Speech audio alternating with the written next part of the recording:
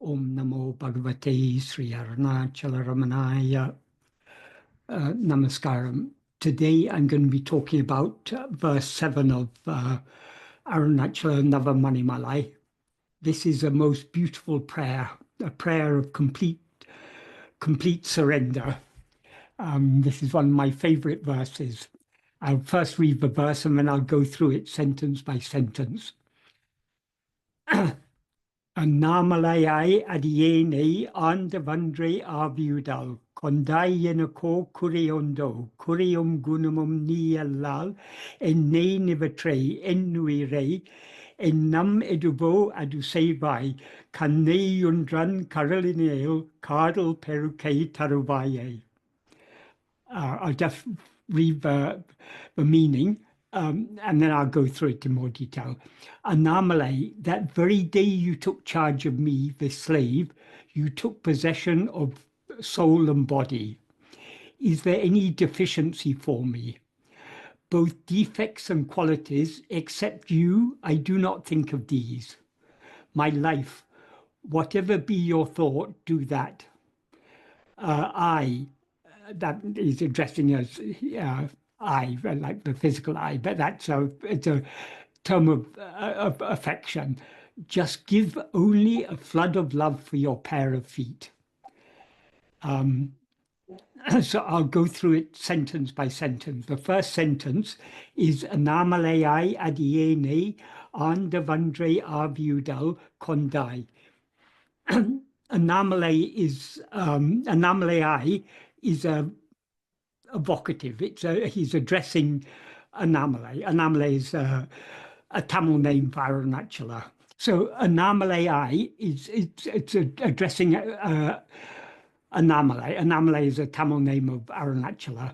Aṇṇā yaḍiyēṉai. Yaḍiyēṉai means it's a first person noun. It means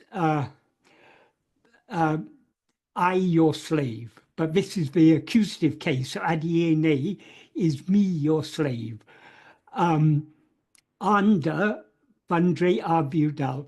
That is the very day you took charge of me, your slave.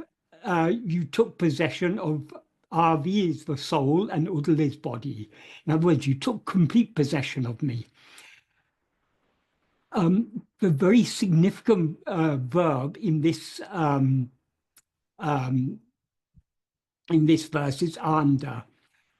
āṇḍā is a past adjectival participle of the verb āl, which is a verb that Bhagavan uses a lot throughout Aksharamlaya and other verses in Stuti Panchakam. It is a very, very beautiful word in Tamil for which there's no exact equivalent in English. I generally translate it as take charge because it both means to rule, govern and control on one hand, and also to maintain, cherish and care for. So, for example, like a loving relative may take charge of an orphan child. Aruṇācala takes charge of us. That means he takes control of us, but he also cares for us. He takes complete responsibility for us. This is, we can say, well, to the extent to which we surrender ourselves to him, he takes charge of us. He's always ready to take charge of us, but so long as we don't surrender, we are keeping charge of ourselves, so to speak. So we have to hand over charge to him. We have to give ourselves entirely to him. And when we give ourselves entirely to him, he takes charge. He takes complete control of us. So this is a very, very significant verb in Tamil. Bhagavan used it in so many different ways. For example, in I think it's the 14th verse of Aksharamlaya, he sings, Auve polenakun arale tandane, Aluvadungaran Aruṇācala. Auvepol means like a mother. Arale Tandu, giving grace like a mother. Enne aluvadu unkaran. Taking charge of me is your duty. That is, Bhagavan is giving the full responsibility on Aruṇācala to take charge of him. That is, if we feel we can't surrender to him, we have to pray to him to take charge of us. But we at least have to be willing to ask him to take charge. Then only he will take charge. And in another very significant verse, that's a few verses later, I think it may be verse 19, I can't remember the number. Kutramutrarutene gunamai panital guruvuruvayole Aruṇācala. Kutramutru arutu means completely destroying defects. That implies my defects. And that word mutru means completely. That implies along with their root, namely ego. So kutramutrarutene gunamai panital, making me gunam. He's using the word guna there. Guna is a word that means good qualities, but he's implying make me one having good qualities. Gunamai panitu, then he said, take charge. Guru Vayole Aruṇācala. Aruṇācala who shine as the form of Guru.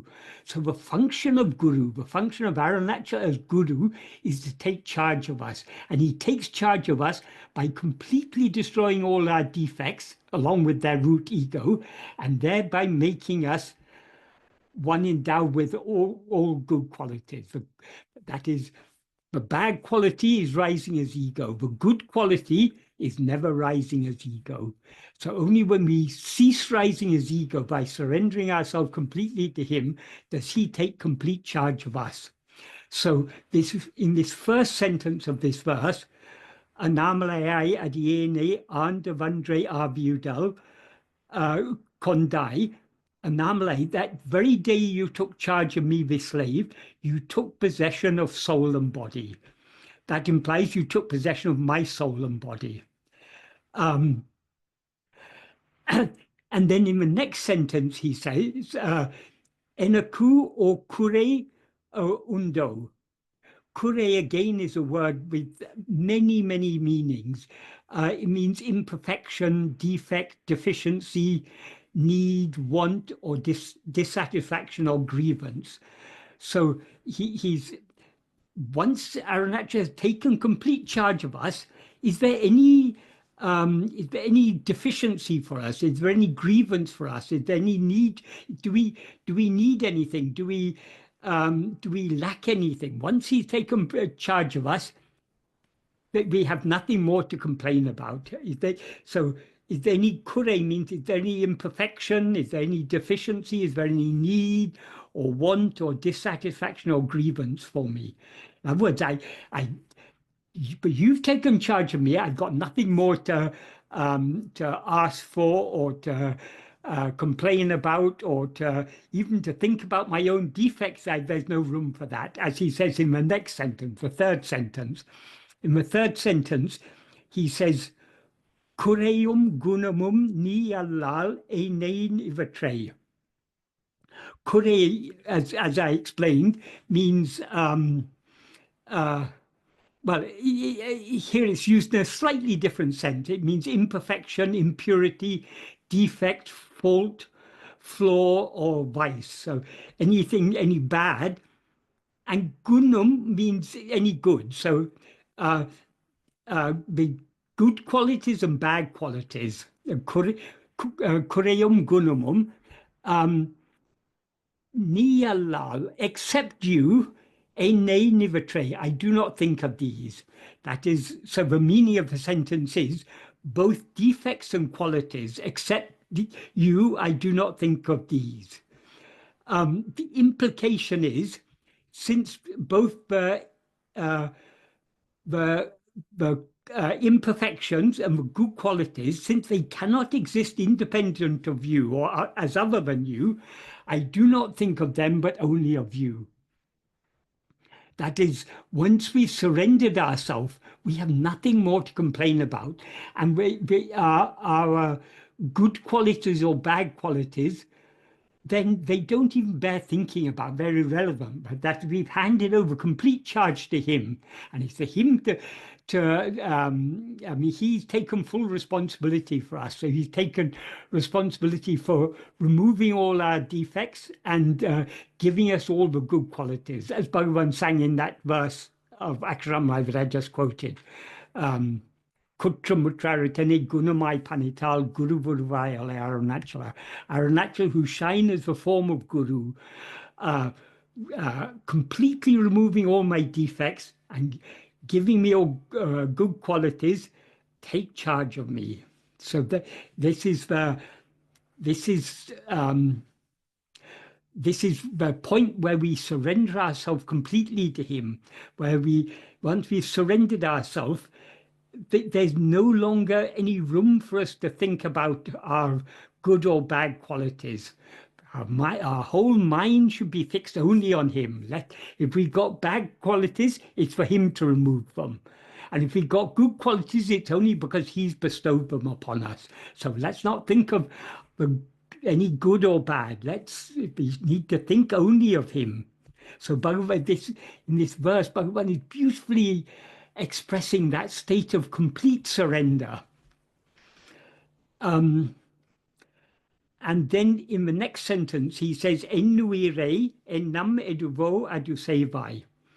Yeṉnuyirē means my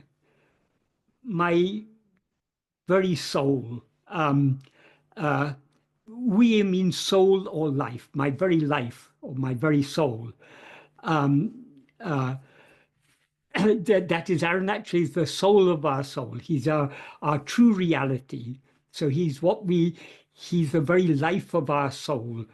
And then ennam meduvō means whatever be thought, implying whatever be your thought, whatever be your intention or aim or plan or wish, vaduseyvāy, do that. So we in the state of complete surrender, we can't ask anything. All we can pray is, whatever be your wish, you do that. Your will be done. Or as he expressed it beautifully in, I think in the second verse of Aruṇācala Padacchēdam, ninishtam enishtam, your will is my will. Imbadaku, that is happiness for me. That is, whatever be his will, we are happy about that. That is, let him put us in hell or wherever, it doesn't matter. If it's his will, we are happy with that. That is the attitude of complete surrender that Bhagavan is expressing in these verses. And then the next final sentence, he addresses Aruṇācala as kaṇṇē. Kan means eye, not the pronoun eye, but the organ of sight. That is a very affectionate way of addressing one's beloved. It implies that I can imply both one who is dearer to me than my own eyes. It also, kan is often used as a metaphor for awareness. So Aruṇācala is, as Bhagavan says in another verse of Aksharamai, kannaku kannai kanindri kanune kanu vadevapa Aruṇācala. Being the eye to the eye, who can see you who sees without eyes? So Aruṇācala is the eye to the eye. That is, he's the light of awareness that illumines our mind, enabling us to know all other things. So he's that's why Bhagavan calls him kannaku kannai, being the eye to the eye, kanindri kan, you who see without eyes. that is, being that pure awareness, he knows everything just by being everything, because he's the only thing. So he's the reality of all the many things that we perceive. He is the underlying reality. So he knows everything just by being as he is, because what he is the underlying reality of everything. So by knowing himself, by being as he is, he knows himself as he is, and thereby he knows everything. So who can see you? Kānu who can see you? Then the final prayer in that verse is see. So just as when there he describes Aruṇācala as the eye to the eye. So here he's addressing Aruṇācala as I, meaning his own real awareness of the one who is dearer to him than his own eyes. And then comes a very, very beautiful prayer. Uṇḍṛaṉ kaṛal-iṇaiyil, kādal-perukkē, taruvāyē. Uṇḍṛaṉ means your. Kaṛal-iṇaiyil, kaṛal means anklets or sandals, but it's often used in devotional poetry. For example, Manikavasika often uses it. It's not literally referring to the anklet, it's a metonym for the feet. So in this context, kaṛal means feet. Iṇaiyil means your pair, for your pair of feet. Kādal-perukkē. Kādal-perukkē is a beautiful way of, kādal means love, and perukkē means a flood, or a flood or a surge or increase or overflow or abundance. So he's praying for a flood, a surge, an overflow, an increase, or an abundance of love for the taruvāyē. Taruvāyē means just give. That is, in the previous sentence he says, whatever be your wish, you do that. Only request Bhagavan makes is Uṇḍṛaṉ kaṛal-iṇaiyil, kādal-perukkē, taruvāyē. Just give me love for your, that is a flood of love for your pair of feet.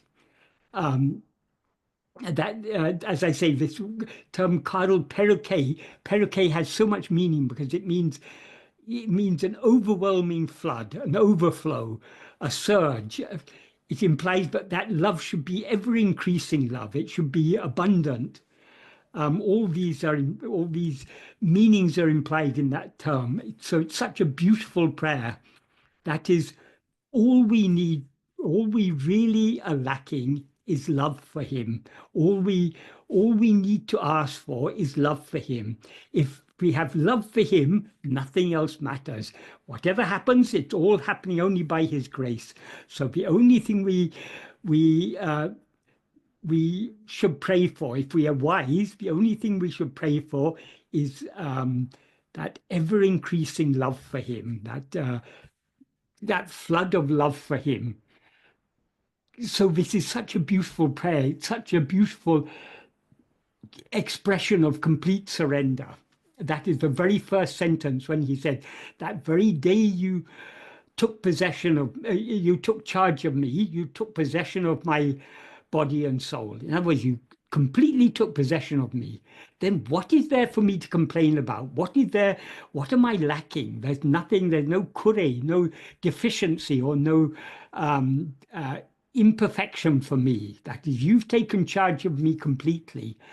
Therefore, I won't think about these good or bad qualities. I'll think only about you.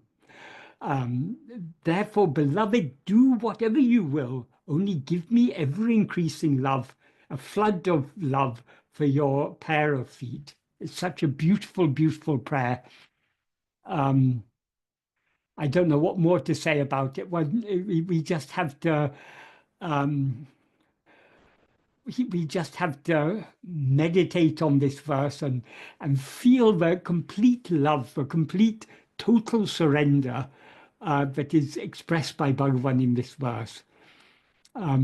If he can bless us with, that is, the prayers are not merely words. It's very easy to repeat the words, but to really want nothing else but love for his feet, that is the greatest of all blessings.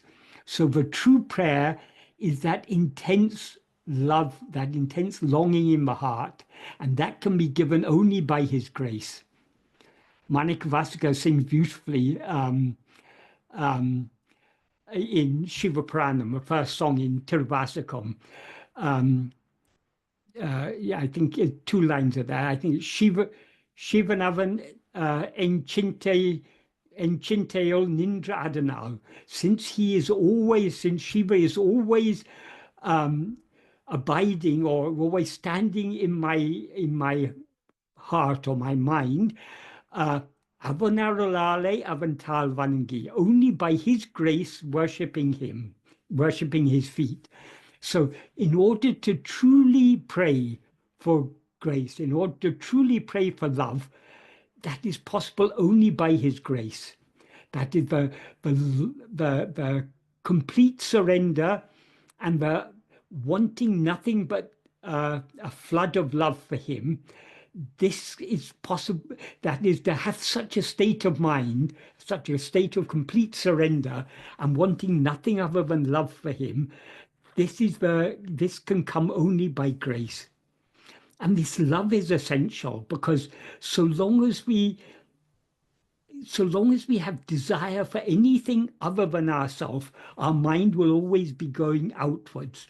This is why Bhagavan often said, Bhakti is the mother of jnana. That means love is, without love, we cannot know and be what we actually are. Because without love, we will continue rising as ego. The nature of ego is always going outwards, always trying to grasp things other than itself. So in order to turn back within and subside back into the heart, that is possible only by all-consuming love for him. And that all-consuming love for him can come only by his grace. That is, the nature of ego is always going outwards, always grasping things other than itself. Because, as Bhagavan says in verse 25 of Ulladu Napadu,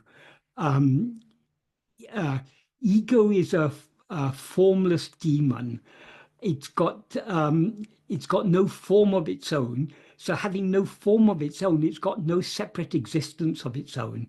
So it seemingly comes into existence grasping form. That's what he says in the verse. Grasping form, it comes into existence. Grasping form, it stands. Grasping and feeding on form, it flourishes abundantly. Leaving form, it grasps form. So grasping form is the very nature of ego. Since ego itself is formless, whatever forms it grasps are things other than itself. So since the very nature of ego is to grasp form, the willingness to let go of everything and surrender itself completely, that's contrary to the very nature of ego. So that love to surrender ourselves, to give ourselves wholly to him, can come only by his grace. That's why Bhagavan, in this verse in which Bhagavan expresses that state of complete surrender, he ends by asking for just one thing, that flood of love for his pair of feet. That love, this is the key to, as Bhagavan said, Bhakti is the mother of jnana. Without all-consuming love, to know and to be what we actually are, which is Aruṇācala, which is Bhagavan, we cannot succeed in this path of self-investigation, Atma-vichara. This is the very pinnacle of the path of bhakti. That is the path of bhakti finds its fulfillment in this path of vichara, because to the extent to which we turn our attention within, we as ego subside. As he says in that verse 25 of Ulladu Napadu that I was talking about, grasping form, it comes into existence. Grasping form, it stands. Grasping and feeding on forms, it flourishes abundantly. Leaving form, it grasps form. tedinal autum pidicum. If seeking, it takes flight. That means if ego seeks to know its own reality, if it turns its attention within to know who am I, it thereby takes flight. It thereby runs away. That's a metaphorical way of saying, to the extent to which we attend to anything other than ourselves, we are thereby feeding and nourishing ourself as ego. And to the extent to which we turn our attention back to ourselves, to know who am I, to that extent do we subside. So this complete surrender is possible only by self-investigation. Without self-investigation, we can try and surrender our likes and dislikes, and we can try and surrender everything. But to surrender ourselves is possible only by self-investigation, Atma-vichara, turning our attention back within to face ourself alone. So this is the culmination, the blossoming of the path of bhakti. This is the final stage of the final step on the path of bhakti. So love is the very Bhagavan's path is the pinnacle of the path of bhakti. So it's the culmination of that path of bhakti. So love is absolutely essential in this path, and that's why. And the true sign of bhakti is the true sign of love is to give ourselves wholly to the one we love.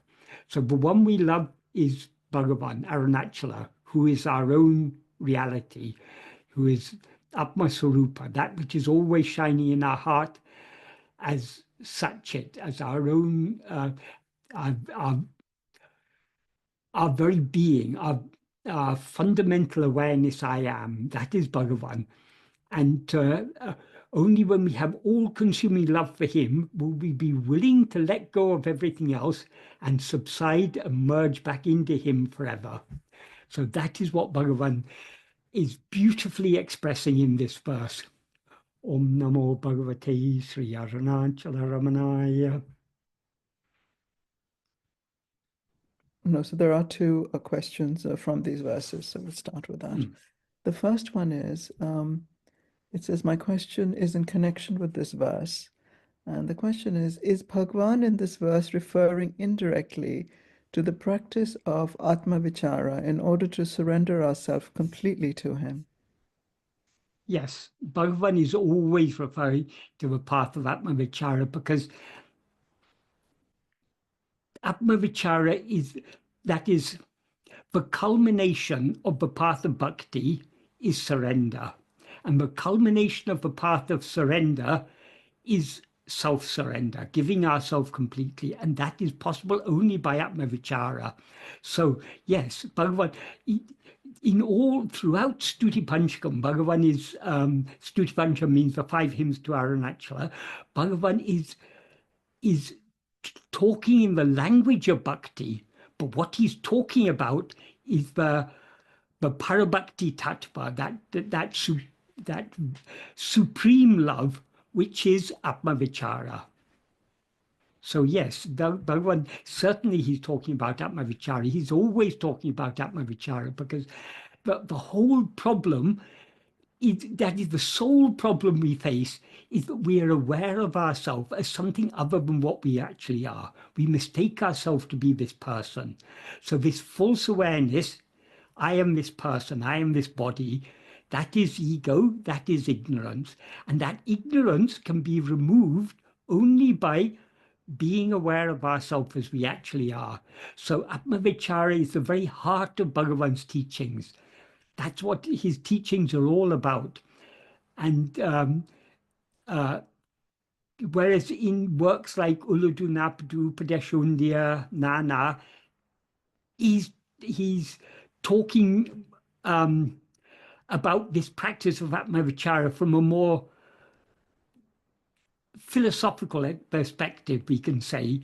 But in Aruṇācala Stuti Panchakam, he comes down to the real nitty-gritty of the practice. That is, what is the obstacle? Why, though, as Bhagavan says, knowing ourselves is extremely easy. Ayeyati sulapam, anma vide ayeyati sulapam. well, those are Morgana's words, but that's the basis of the song Atma-vichara, in which Bhagavan explains why this is such an easy path. But though it is such an easy path, why does it seem to be so difficult? It seems to be difficult because of our lack of willingness to surrender ourselves completely, because we can turn our attention within only to the extent to which we're willing to surrender ourselves. Because to the extent to which we turn our attention within, to that extent, we as ego subside. So there can be no real Atma-vichara without love. Love is the key to that.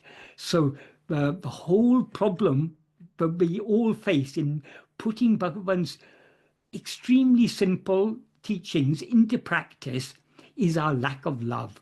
So this Aruṇācala Stuti Panchakam, these 5 hymns to Aruṇācala, Bhagavan these are so practical. Bhagavan is making clear to us, if we understand what he's saying here, he's making clear to us that love is the key to success in this path. We cannot turn our attention within and subside back and dissolve back into our own being without all-consuming love. And that all-consuming love comes only from his grace. Because as I explained earlier, the nature of ego is to grasp things other than itself. So the love to hold on to itself and thereby subside back into its own being, that cannot come from ego. That can come only from the reality of ego, the underlying reality, the Satchit, the pure being awareness, I am, which is Bhagavan, which is Aruṇācala. I hope that's an adequate and sufficiently clear answer to that question. In order to practice this verse, can we substitute Aruṇācala by our chosen deities, such as Krishna, for example? Is Bhagavan talking about bhakti for the personal God in this verse? Yes, yes, certainly we can. That is, for Bhagavan's Ishtadeva is Aruṇācala. Because Bhagavan is, the truth is, Aruṇācala Shiva himself appeared in the form of Bhagavan to give us these teachings. That is, as Bhagavan has made clear, Aruṇācala is always teaching in silence. And what he's teaching in silence, Bhagavan explains in Aksharamlai. He's in one verse, he about verse 44 or so, he says, Tirumbiyahan dene dinamaha kankan teriyum indranayen Aruṇācala. That means Tirumbiyaham, turning within. Tane dinamaha kankan, see yourself daily or constantly with the inner eye. Teriyum, it will be known. Indranayen Aruṇācala. Thus you said Aruṇācala. Obviously, when Bhagavan says Aruṇācala said this is the Guru's Upadesha. But Aruṇācala doesn't speak in words. Aruṇācala speaks in silence. So the silent teaching of Aruṇācala is this path of, that's what Aruṇācala is teaching us in silence, is this path of self-investigation. But because our minds are so outward going, we are not able to understand the silent teaching. So Aruṇācala himself appeared in the form of Bhagavan to give us these same teachings. But of course, so for Bhagavan, the form that was most dear to his heart was the form of Aruṇācala. But the same teaching, exactly the same teaching, is given by Krishna in the Bhagavad Gita. So obviously, that is, the names and form differ, but the underlying reality is the same. So if our Ishtadeva is Krishna, this is a very good prayer to Krishna also. That is, whatever be the form most attract us, our aim is, on the path of bhakti, our aim is to give ourselves wholly to God in whatever form we take him to be. So yes, certainly this is a very for a Krishna Bhakta, it is Krishna himself who has appeared in the form of Bhagavan Ramana to give us the same teachings that he gave in Bhagavad Gita. I mean, Bhagavad Gita, very clearly Krishna is teaching the path of self-investigation when he says, in chapter 6, verse 25, I think, Atma samsta mana kritva, making the mind fixed in oneself, in yourself, na kinchitapi chintaya, do not think of anything else whatsoever. This is Bhagavan's path of self-investigation. There's no difference whatsoever. And Krishna, just like Bhagavan said when Bhagavan was asked who he really is, he said, Ariyati tarajivara dahavari jaguhayil, arivairami paramatuman Aruṇācala Ramaṇaṇ.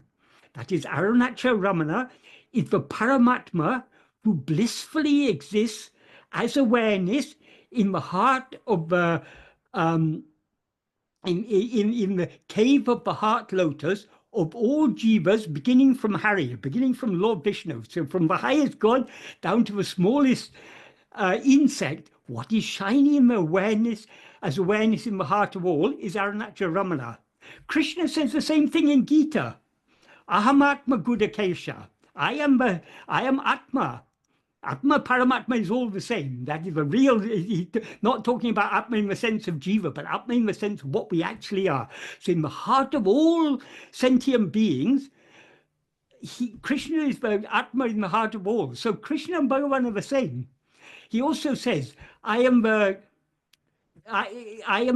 Kshetrajna. In all field, that is, Krishna explains at the beginning of chapter 13. These are the first two verses that Bhagavan selected for Bhagavad Gita Saram, or not, second and third verses. Chapter 13, verses 1 and 2. In verse 13, he said, this body is the field, and the knower of the field is the one residing in the body. That's referring to the jiva.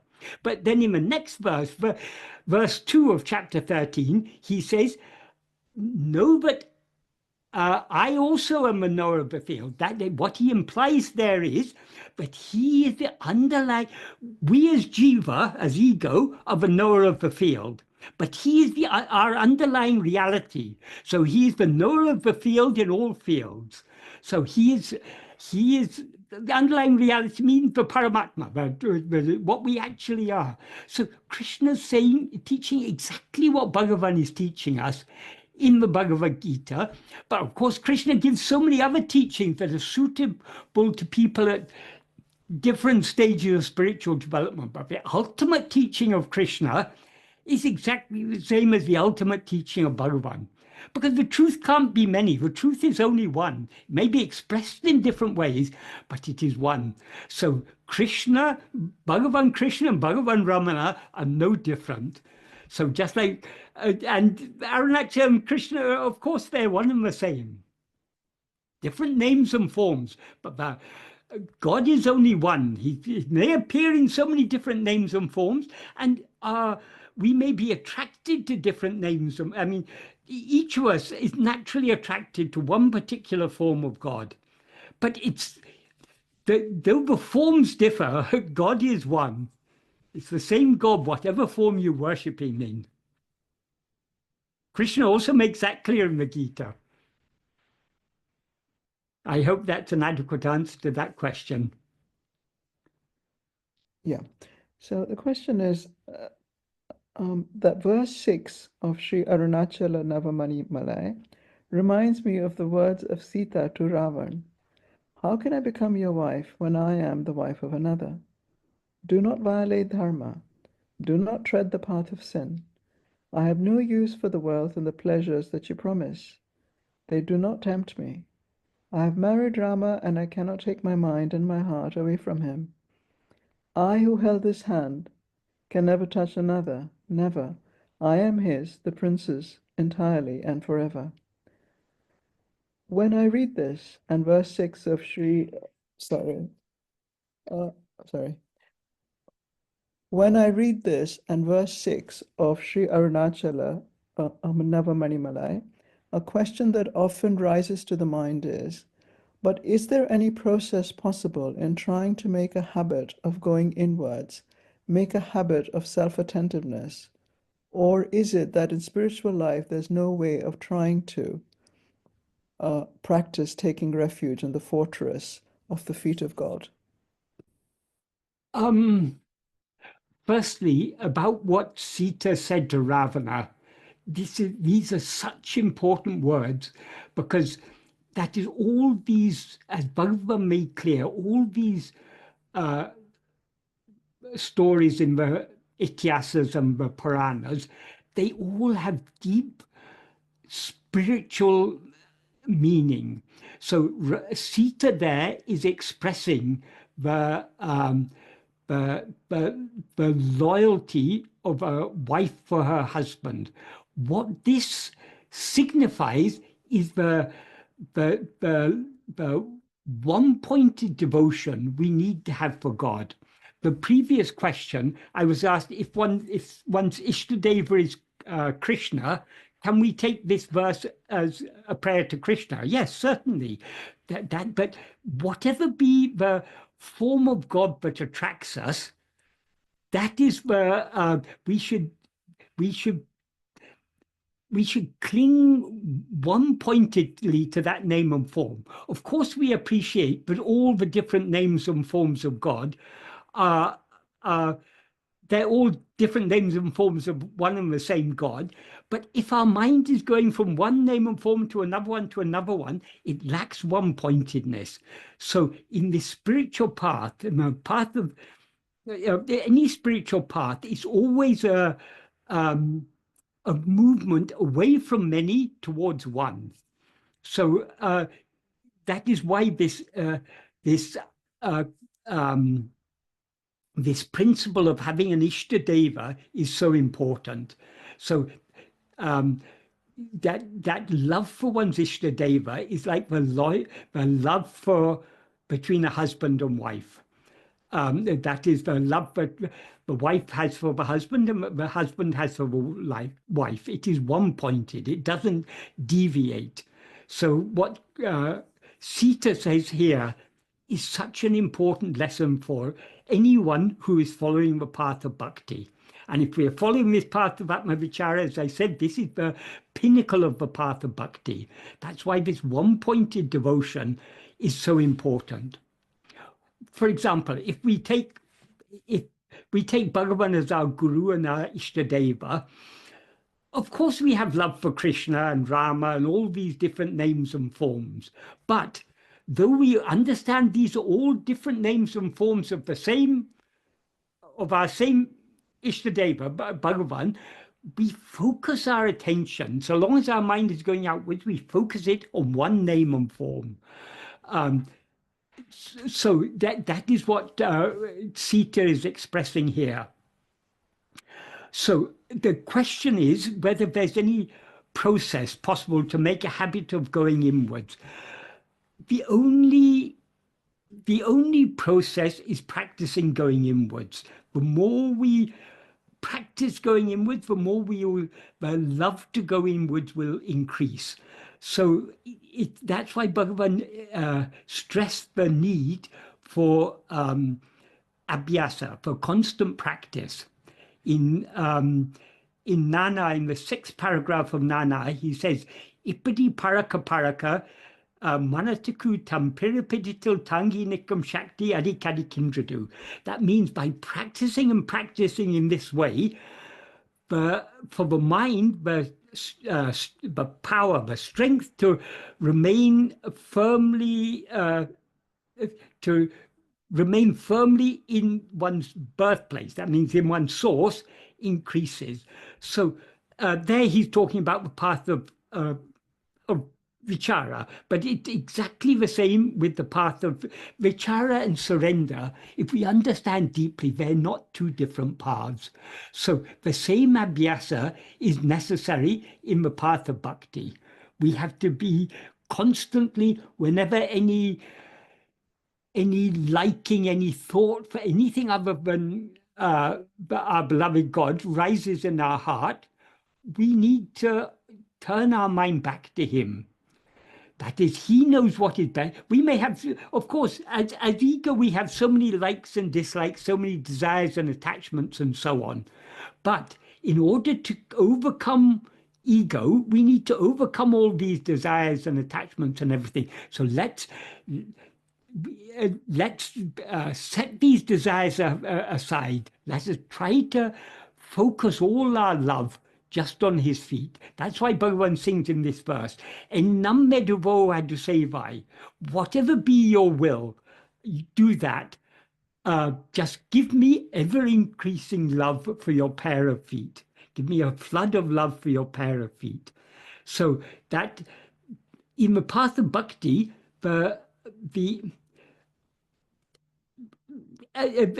is, love is the key. And love will, that is the abhyasa. When there is love, that we will automatically be practicing love. We'll automatically be trying more and more to surrender ourselves to him, to give up all our own likes and dislikes, to give up even the liking to rise as another, to give ourselves wholly to him. So when the love is there, the abhyasa, the practice, will automatically follow. So the more we practice, the more love there will be. The more love there is, the more we will practice. And that what is ultimately the practice? The practice is subsiding more and more within, taking refuge in the fortress of the feet of God, as Bhagavan expressed it in verse 6 of Śrī Aruṇācala Navamaṇimālai. That means subsiding back into the heart. And we can subside back into the heart only by firmly holding on to our own being, to that fundamental awareness I am. So this is the practice, this is the abhyasa, and that abhyasa is essential. Whatever spiritual path we're following, practice is absolutely essential. Because the nature of the mind is constantly going out towards vishayas. So to curb the mind from going out and to cultivate the love to subside back within, in other words, the love to surrender ourselves completely to God, can come only by constant practice. So in our day-to-day life, so many things are happening in our life and we react in so many ways. Even if we don't outwardly react, inwardly reactions are going on. Or even when there's nothing causing a reaction, our mind is constantly rising and engaging in activity, thinking about this or that or whatever. Bhagavan has given us a beautiful, very simple way to curb the rising of mind, curbing the rising of ego, let's say. Curbing the rising of ego means curbing all the mental activity, because to the extent to which ego subsides, all its mental activity will subside along with it. That simple method given by Bhagavan is to keep a careful watch on ourselves. In other words, to be self-attentive. To the extent to which we attend to ourselves, to that extent we will subside. So whenever we find any rising within ourselves, all we have to do is to attend to ourselves, and that rising will subside. And that is the practice that needs to be going on. That is the practice of Atma-vichara. That is also the practice of complete surrender. Because ultimately we can find God only within ourselves. The feet of God are always shining in our heart as our own being. The fortress of his feet is what is shining in our heart as our own being. So in order to take refuge in that fortress, we need to be constantly trying to hold on to our own being and thereby subside more and more and more within. I hope that is a clear answer to that question. Yeah, it is.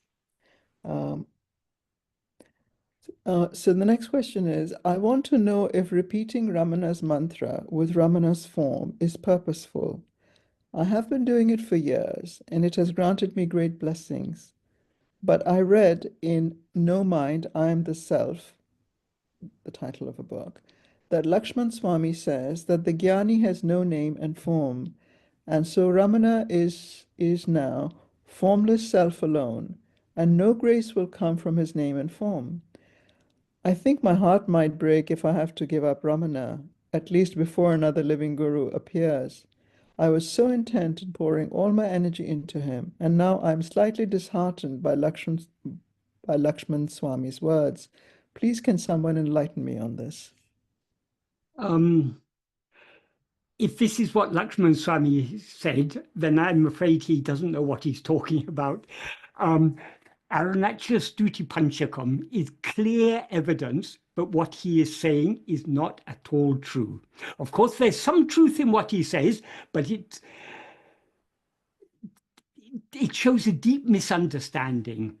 That is, Vijnani, yes, Vijnani is not, when it's not correct to say that Vijnani has no name and form. Vijnani is not a name and form. But though Vijnani, that is, as Bhagavan used to say, jnana me jnani. Jnana alone is the jnani. Jnana means pure awareness. So that pure awareness I am, that is the true form of the jnani. But because our minds are going outwards, the jnani appears outwardly in name and form as the guru. And Bhagavan, earlier I talked about that verse of in Akshamlai, where Bhagavan refers to Aruṇācala as Guru Vuru Vayoliya Aruṇācala, Aruṇācala who shine as the form of Guru.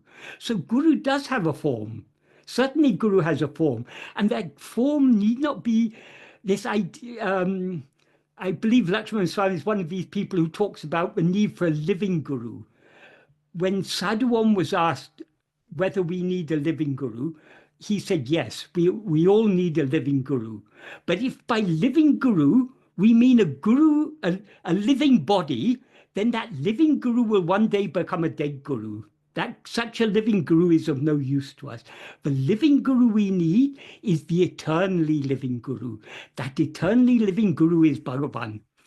If Lakshman Swami or anyone else imagines that Bhagavan's grace or Bhagavan's power is any less after he left the physical form, but when he was in the physical form, they don't understand Bhagavan at all, because Bhagavan is not that physical form. He appeared in that physical form, and even now, we can meditate on that physical form. We can meditate on the name of Bhagavan.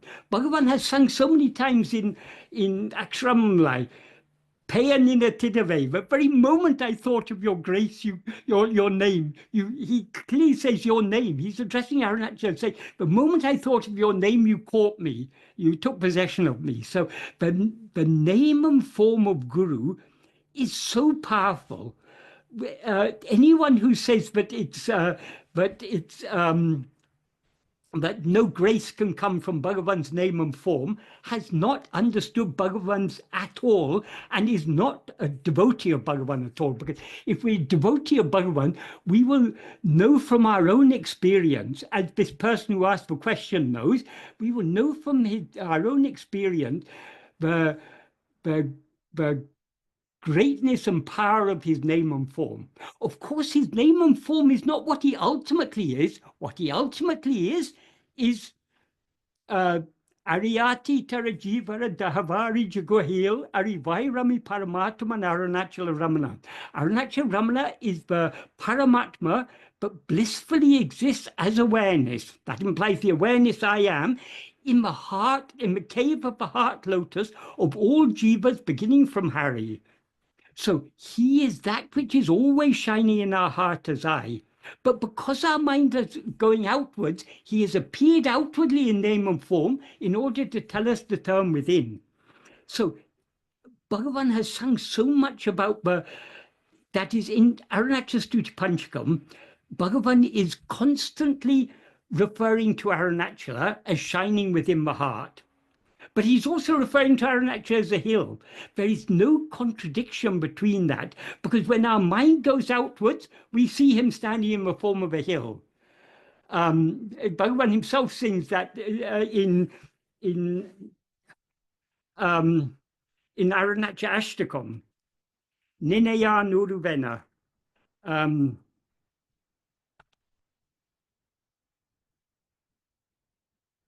In verse 3 of Aruṇācala Ashtakam, when I approach you, thinking of you as having form, you stand as a hill on earth.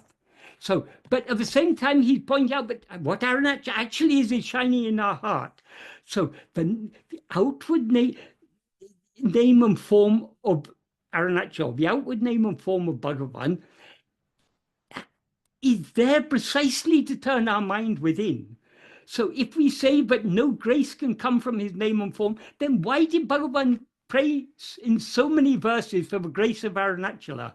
Of course, Bhagavan made it clear, grace is not something that comes from outside. Grace is what is always shining in our heart. Grace is our own being.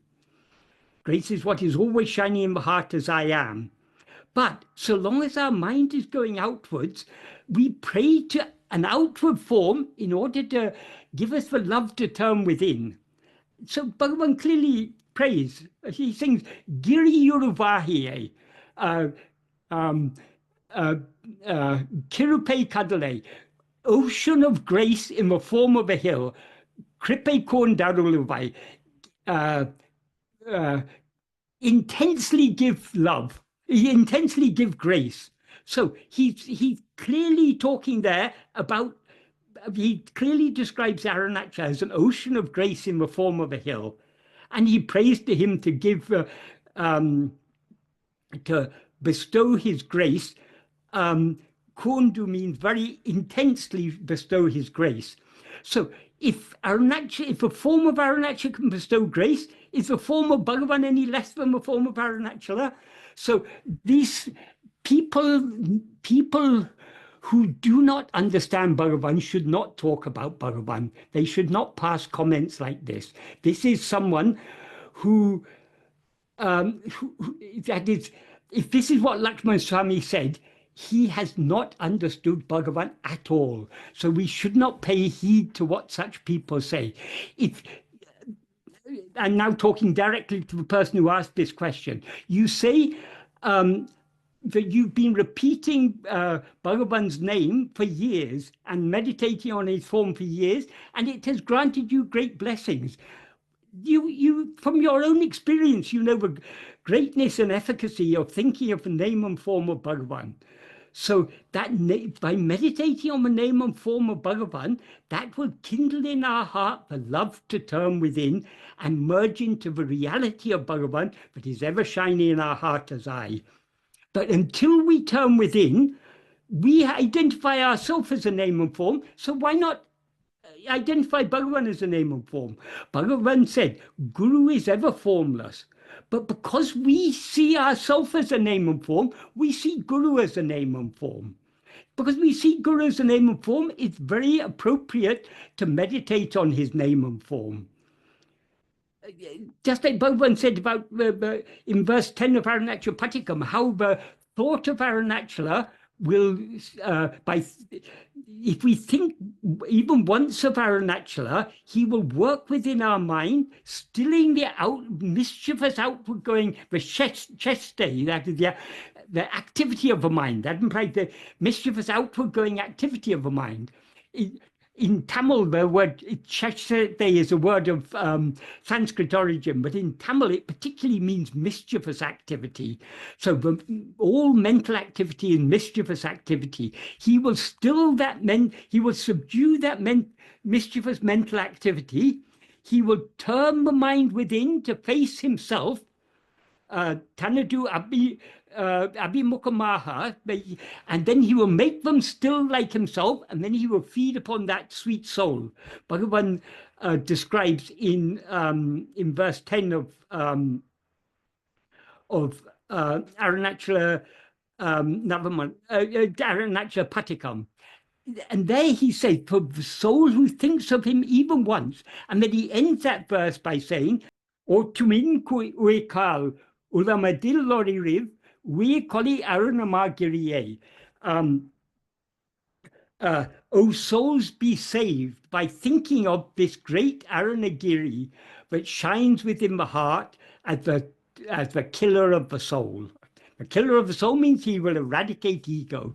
So if we have any doubt about the efficacy of worshipping name and form, read Aruṇācala Stuti Panchakam. There Bhagavan has very clearly shown how this worship of name and form and this love to turn within, how the worship of name and form will lead to that love to turn within. And it will, as when we are practicing this path of Atma-vichara, cultivating the love to turn within, the worship of the name and form of Aruṇācala, or the name and form of Bhagavan, or the name and form of any Ishtadeva, if our aim is to surrender ourselves completely, that will, worshipping the outward name and form will give us the love to turn within. So I hope that's an adequate answer to that. So no one should be disheartened by whatever anyone may say. The truth is, Bhagavan's name and form, it's only by his grace that we can meditate on his name and form. If he gives us that love to meditate on his name and form, we are truly blessed. And that love for his name and form will kindle in our heart the love to give ourselves wholly to him by turning our mind back within and merging into him in our heart. Bhagavan has made that so clear in so many ways in Aruṇācala Stuti Panchakam. So there's no room for any doubt about this whatsoever.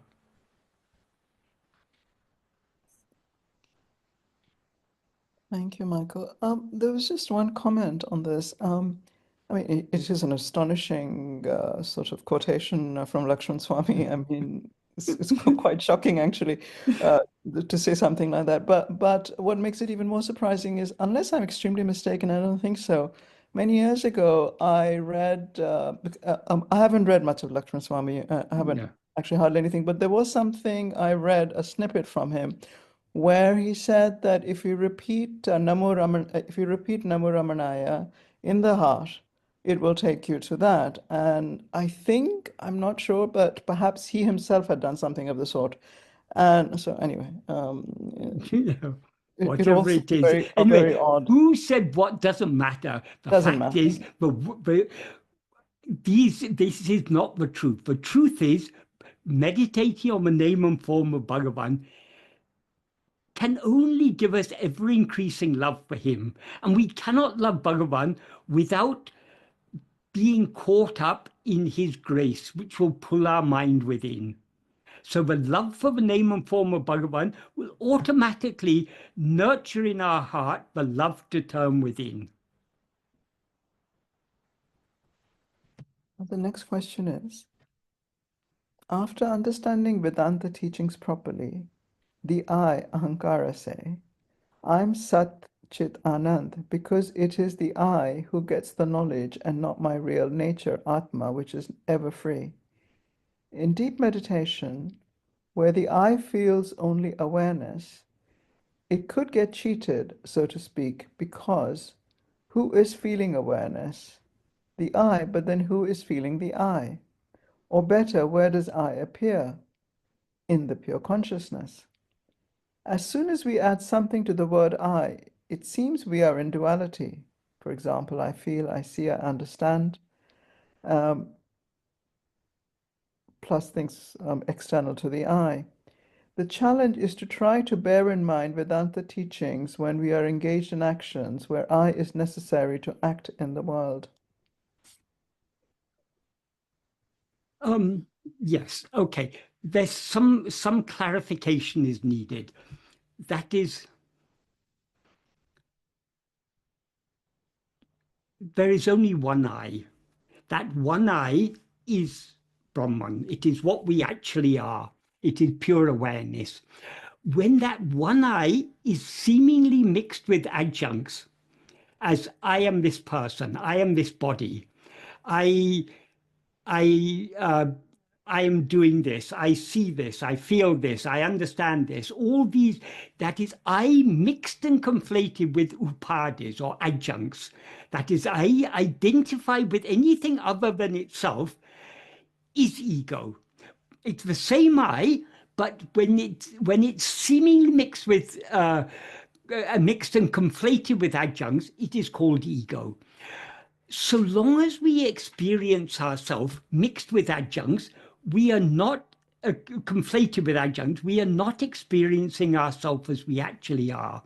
So what we actually are is just pure awareness. So we have to turn our attention back within towards ourselves. When we are practicing self-investigation, Bhagavan expressed this very beautifully in a passage recorded in Maharshi's Gospel. He explains that ego is what is called chit jada granti. Chit is the pure awareness. Jada means what is not aware. That refers to the body. And granti means a knot.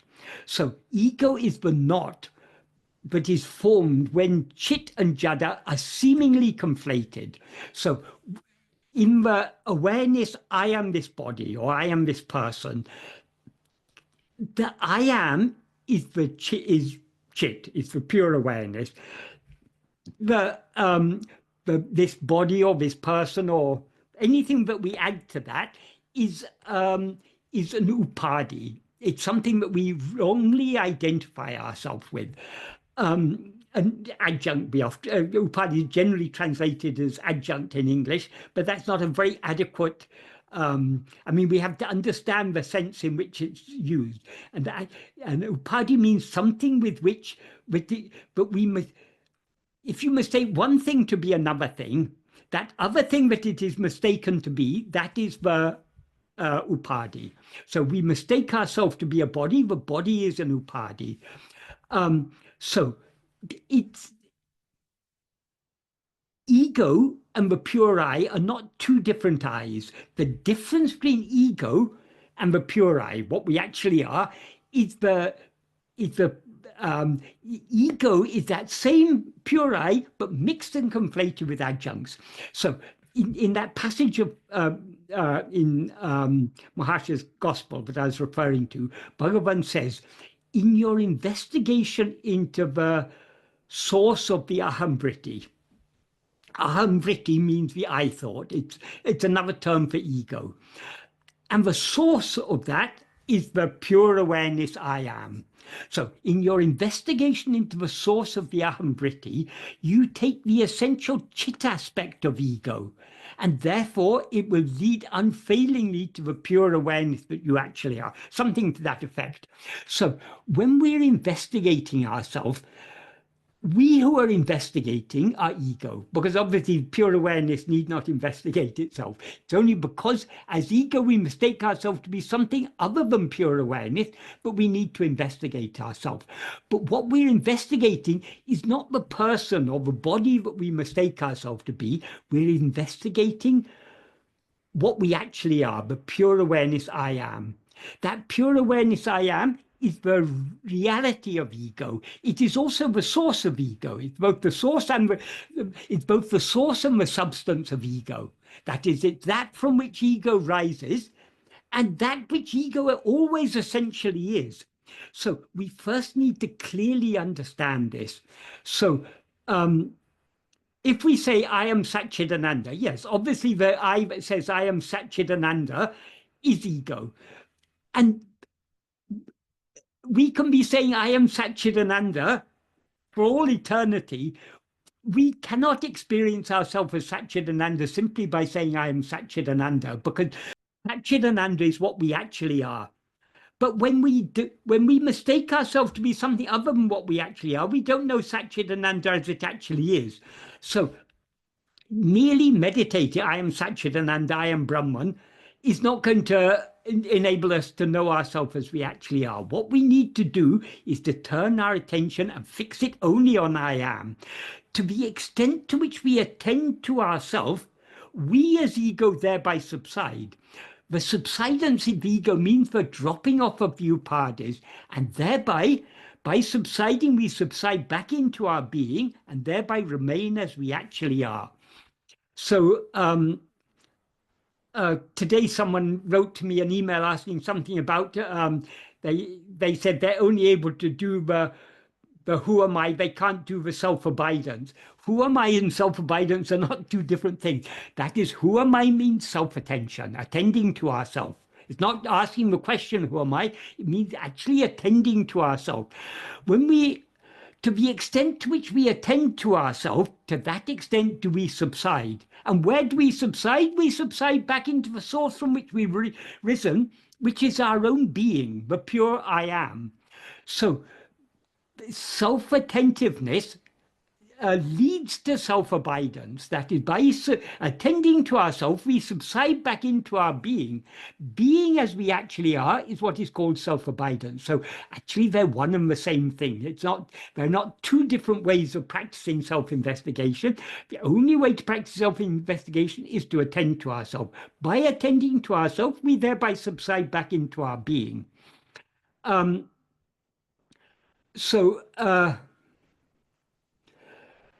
Coming back to this question, he said, because it is the I who gets the knowledge and not my real nature, Atman, which is ever free. When he says the I gets the knowledge, he's talking about ego, and the knowledge he's talking about is the sastrajnana, the knowledge we get from the books.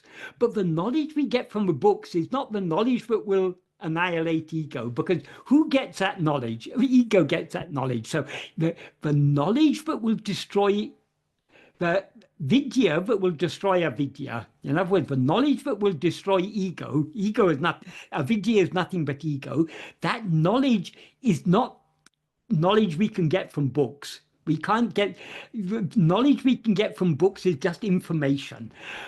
The knowledge that will destroy ego is being aware of ourselves as we actually are. That is the true knowledge. That alone will destroy ego. And in order to be aware of ourselves as we actually are, we need to attend to ourselves. Because so long as we're aware of anything other than ourselves, the I that is aware of anything other than ourselves is ego. The I that is aware of itself as I am this person. So long as we are aware of anything other than ourselves, we are not aware of ourselves as we actually are. So in order to be aware of ourselves as we actually are, we need to focus our entire attention on ourself alone.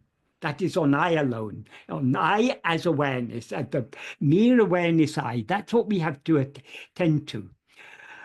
Then he says, in deep meditation, where the I feels only awareness, it could get cheated, so to speak, because who is feeling the awareness? If the awareness we are feeling is something other than ourselves, then that is not the real awareness. That is, I is the natural name of awareness. Awareness is always aware of itself as I. Of course, it's not aware of itself as the word I. That is, the word I refers to our awareness of ourselves. That is our natural awareness of ourselves. So that's why Bhagavan said, I am is the first and foremost name of God, because God is our own reality, the awareness, the pure Satchit, the being awareness that is ever shining in our heart, as I am. That is the true form of God. So the natural name of God is I. God is not something other than ourselves. God is ourself. So when we are meditating, we are not to meditate on anything other than ourselves, anything other than I. That is the words are always inadequate. But for example, one of the problems with the word awareness, people generally associate awareness with awareness or consciousness. They associate with some awareness of something other than ourselves. That which is aware of anything other than ourselves is ego. But the awareness we should be attending to is not the awareness of other things, but the mere awareness, the fundamental awareness I am. So to the extent to which we attend to that fundamental awareness I am, which is our very being, to that extent do we subside into it. So there's no question of being cheated. We can be cheated only if we fail to understand what this practice is, but we're not attending to anything other than ourselves. We're attending to ourselves alone. If we attend to ourselves alone, we cannot be cheated, because by attending to ourselves, we will thereby subside. And if we attend to ourselves keenly enough, we will thereby be swallowed by ourselves. That is, when we as ego cease to exist, we merge back into our own being, which is, as he says, ever free. So who is aware, who is feeling awareness? Awareness is not a feeling. Awareness is what is ever shining as our own being. So only awareness can be aware of awareness.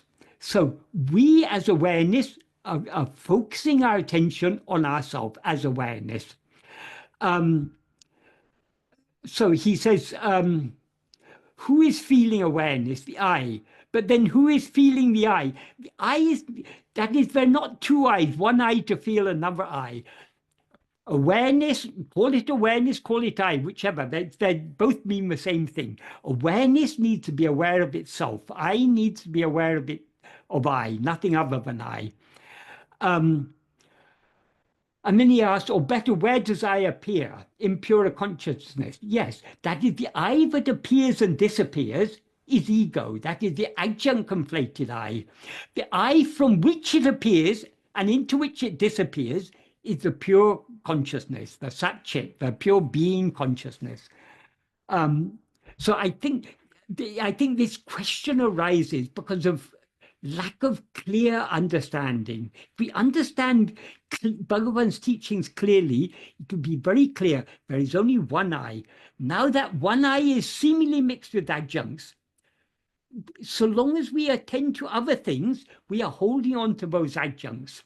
Because what is aware of anything other than ourselves is only ego, the adjunct conflated I. But when we turn our attention away from all other things, back towards ourselves, back towards I alone, back towards the mere awareness I am, the adjuncts thereby drop off, the I subsides, and we subside back into the pure I, which is our very being. And then he goes on to say, as soon as we add something to the word I, it seems we're in duality. Yes, of course. So that is only when I is mixed and conflated with adjuncts are we aware of anything other than ourselves. So ego is the root of duality. As soon as we rise as ego, we identify ourselves with something other than what we actually are, and thereby we become aware of so many other things. So duality and multiplicity arises only when we rise as ego. When we cease rising as ego in sleep, there is no duality, no multiplicity at all. There's just pure being.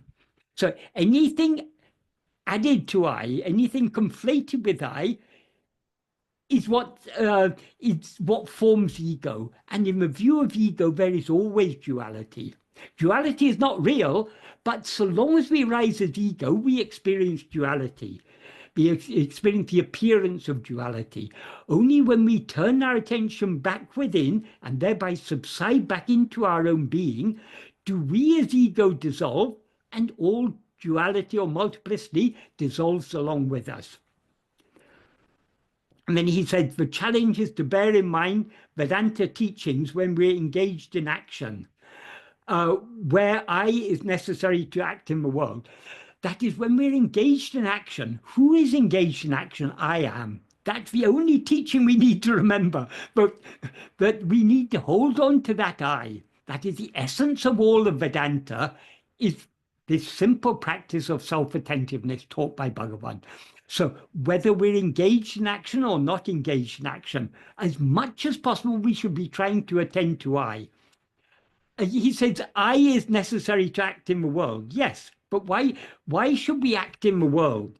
The more we attend to ourselves, the more we subside back into our being.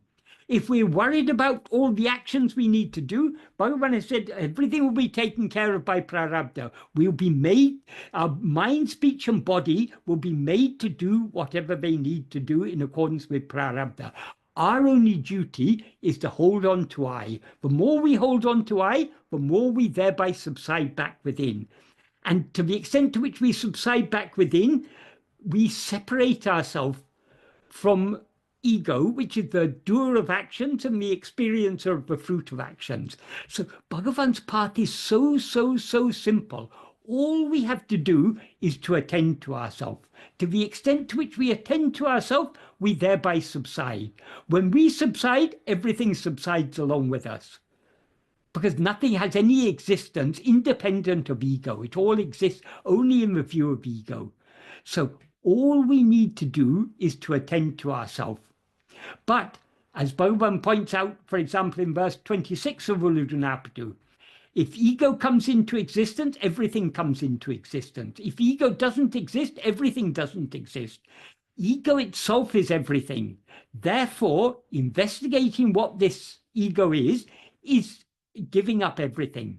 That is, everything here means all phenomena, all multiplicity, all duality, everything other than I comes into existence only when we rise as ego.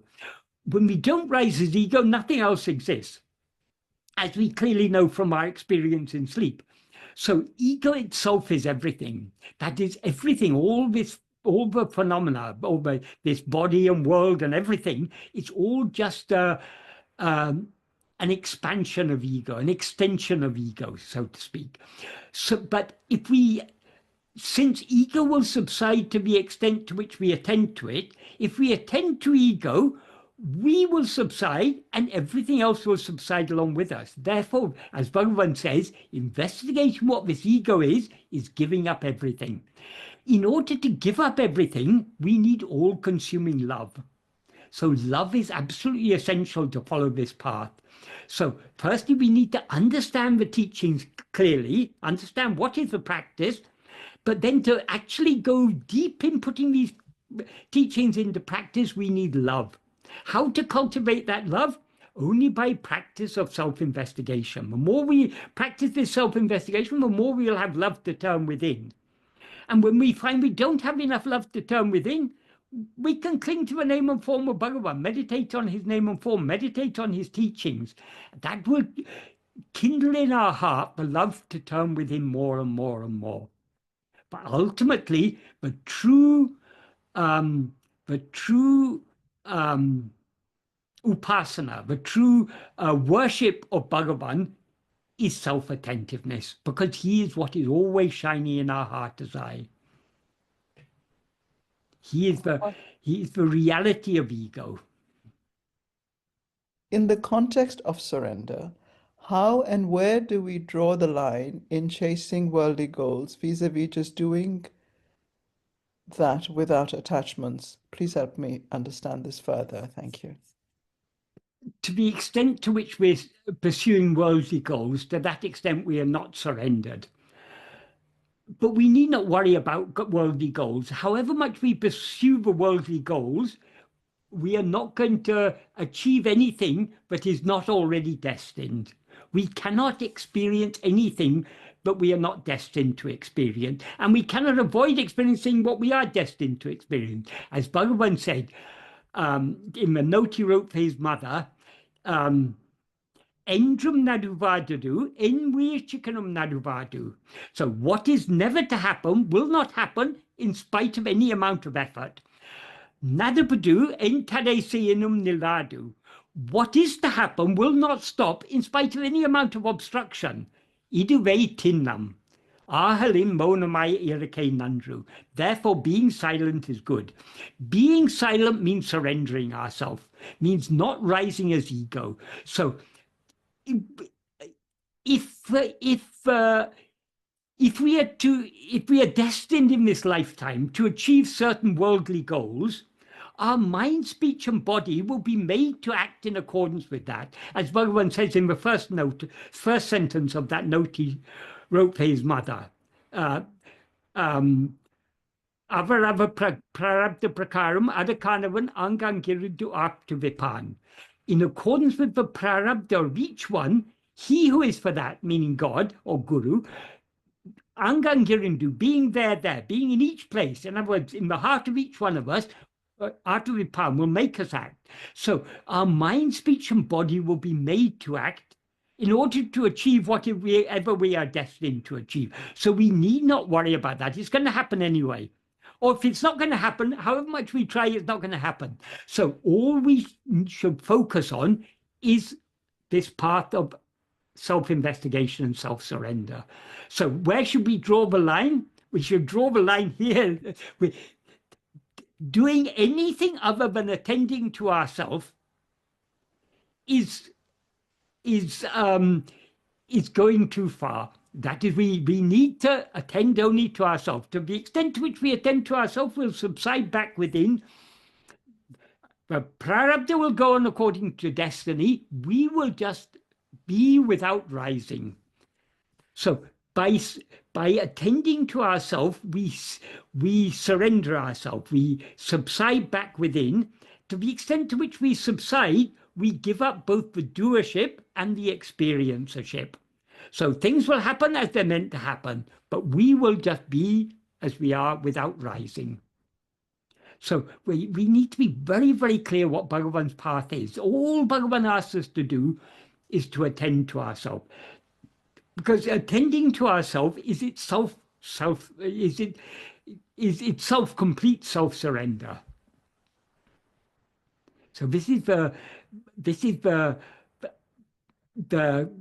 ultimate spiritual practice, the final stage of the path of bhakti. So of course it needs great, great love. And if we are lacking that love, we can cultivate it only by practice. But if we don't even have the love to try and practice, but let us pray to him for that love. And meduvō vaduseyvāy, do whatever you want. Kaṇṇē kaṛal-iṇaiyil, kādal-perukkē, taruvāyē. Give me only a flood of love for your feet.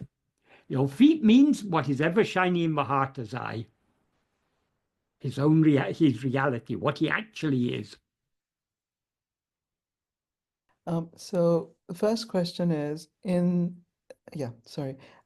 the effort for self-investigation proportionate to the strength of the outward pull of the vasanas?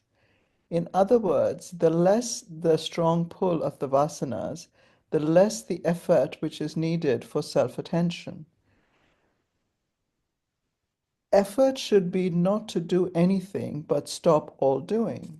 That's a question. Is this the case? Can it be said that this effort is just total relaxation? It's not total relaxation, because the nature of ego is to have vishaya vasanas. And the more we cling to self-attentiveness, the more forcefully those vishaya vasanas will rise. But the vishaya vasanas are just inclinations. So the inclination to attend to anything other than ourselves is a vishaya vasana. So for its very survival, ego will struggle to hold on to vishayas rather than holding on to itself.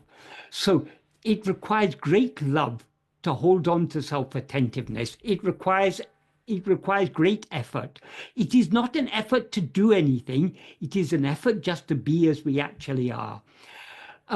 If we are relaxing, we'll go into a state somewhat like we may go into a state like malaiyā, but that is not self-attentiveness. Self-attentiveness means keeping our attention fixed firmly on ourselves, and that requires effort.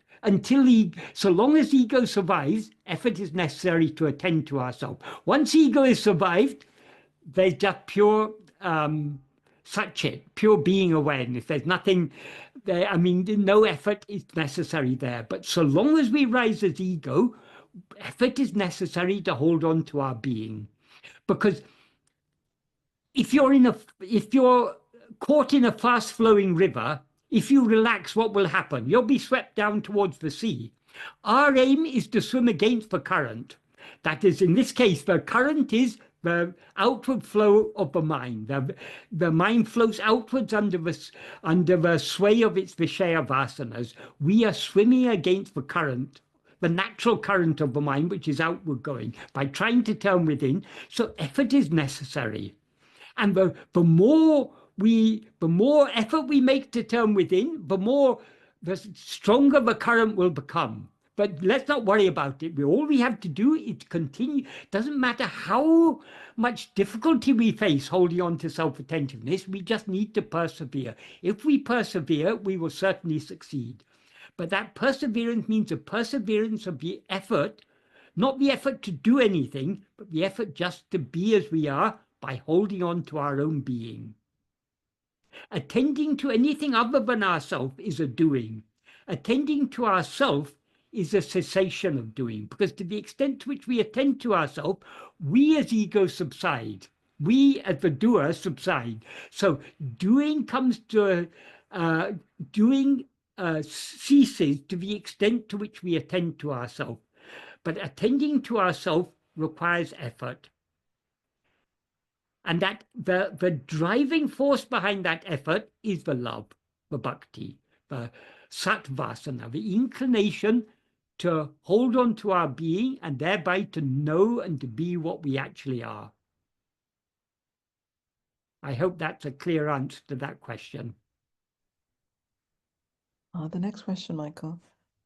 I recently watched an inspiring documentary called Darshan, A Gaze of Grace, of Bhagwan Sri Ramana Maharshi.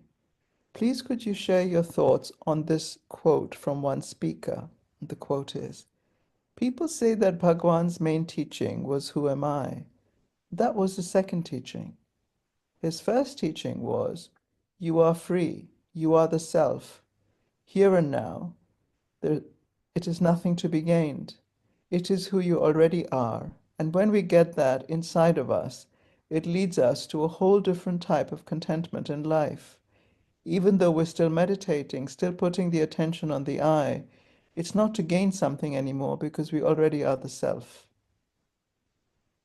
No, I think that is not correct. Bhagavan's main teaching is this path of self-investigation. Of course, we need to understand that we are not investigating ourselves to gain anything that we do not already have. That is, as Bhagavan said, if jnana were a new knowledge to be attained, it would be lost. Whatever comes has to go. So we are not seeking to know anything that is not already. We are seeking to know, who am I? What we actually are is what we always actually are. So we're not gaining anything by knowing what we actually are. In fact, we are losing everything. As Bhagavan says in verse 26 of Ulludunapadu, which I read earlier, he concludes it by saying, therefore, investigating what this is giving up everything.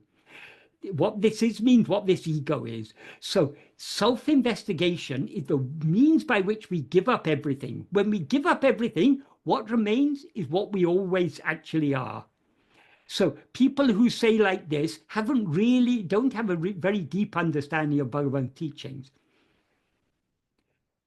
Yes, of course, Bhagavan said what we actually are is Satchidananda, pure awareness, pure being awareness. But we don't experience ourselves as such so long as we rise as ego. So merely thinking, I am awareness, I am consciousness, I am the self, I am Brahman, I am Satchidananda, that may be very consoling, but that is not a real. Bhagavan says it may be an aid, but can it be the inquiry? The actual inquiry is what is necessary.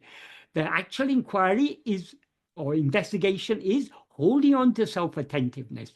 That is what is necessary. Bhagavan repeatedly says, for example, in Nana, that is all that is necessary. He says, for example, in one sentence, he says in the 11th paragraph of Nana, Oruvantan Sarupamadeyam Varayel, Nirantara Surupasmaranaye Kai Patruvanayan Adu Andre Podam. If one, until one attains Swarupa, until one attains one's own real nature, if one clings to Nirantara, that means unbroken, uninterrupted self-remembrance, adu andre podam, that alone is sufficient. And he says in the 10th paragraph, he says, Sarupa Dhyanate Vida Pidiyai Pidikavendam. Sarupa Dhyana means meditation on one's own real nature. In other words, self-attentiveness. Vida Pidiyai Pidikavendam. Vida Pidiyai means without letting go, one needs to so tenaciously hold on to that. And he says, Pidika vendum, it is necessary to hold on to oneself. So without letting go, so tenaciously holding on to Swarupa Dhyana, self-attentiveness. So Bhagavan made it very, very clear, this practice of vichara is absolutely necessary. Otherwise, we are just, we can tell ourselves, I am Brahman, I am Satchidananda, I am the self, I am this. What is the use of that? We are still, when death comes, that's not going to help us. When bereavement comes, when difficulties in life come, that's not going to help us. It may be some consolation to the mind, but that's all. The practice is absolutely necessary. Bhagavan made that very, very clear.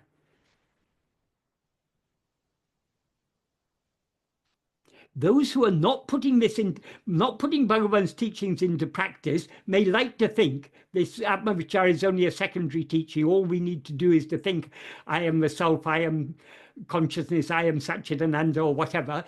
But that is not the path taught by Bhagavan. The path taught by Bhagavan is Atma-vichara, which is itself self-surrender.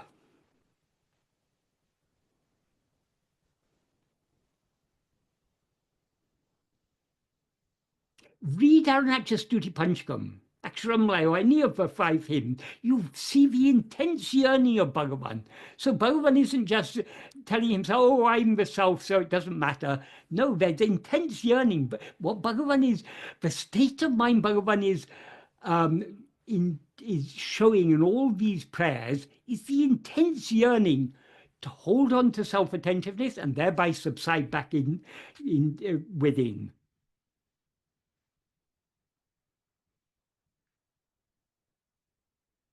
And another thing some people say, a similar line, some people say, oh, Atma-vichara is only the secondary teaching of Bhagavan. Bhagavan's real teaching is silence. That again is a complete misunderstanding. That is, silence is the real teaching. But silence, what is silence? Silence is the state in which ego doesn't rise. And how to achieve that state in which ego doesn't rise without investigating ourselves. Bhagavan makes that very clear in verse 27 of Uludunapadu. He says, Nānu diyāda ulanilai, namaduvai ulanilai. The state in which I is without rising is the state in which we are that. How to attain that state, how to reach that state, the annihilation of oneself in which I does not rise, without investigating the place where I rises. In other words, without investigating our own source, our own being, how to achieve that. Very, very clearly, he makes clear that the practice of self-investigation is absolutely necessary. To say I am Satchidananda, I am Brahman, is actually a lie if we're rising as ego, because we as ego are saying I am Brahman. That is, we haven't understood. Bhagavan said the state in which I is without rising, that means the state in which ego doesn't rise, that is the state in which we are Brahman. Of course, we're Brahman even when we rise as ego, but we cannot experience ourselves as such so long as we rise as ego. Therefore, putting an end to the rising of ego is absolutely necessary. And how to put an end to the rising of ego except by investigating ourselves? Bhagavan asks, he asks it as a rhetorical question, but the clear implication is that we cannot achieve that. We cannot achieve that, the destruction of ourself, the state of manonasa in which I doesn't rise, without investigating ourselves. So there's so much evidence in Bhagavan's written word that self-investigation is absolutely essential.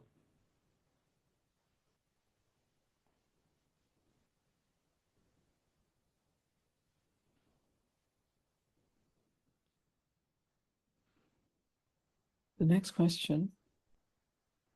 Bhagavan teaches us in paragraph 6 of Ṇiyaallā, when the subtle mind goes out through the doorway of the brain and sense organs, gross names and forms appear.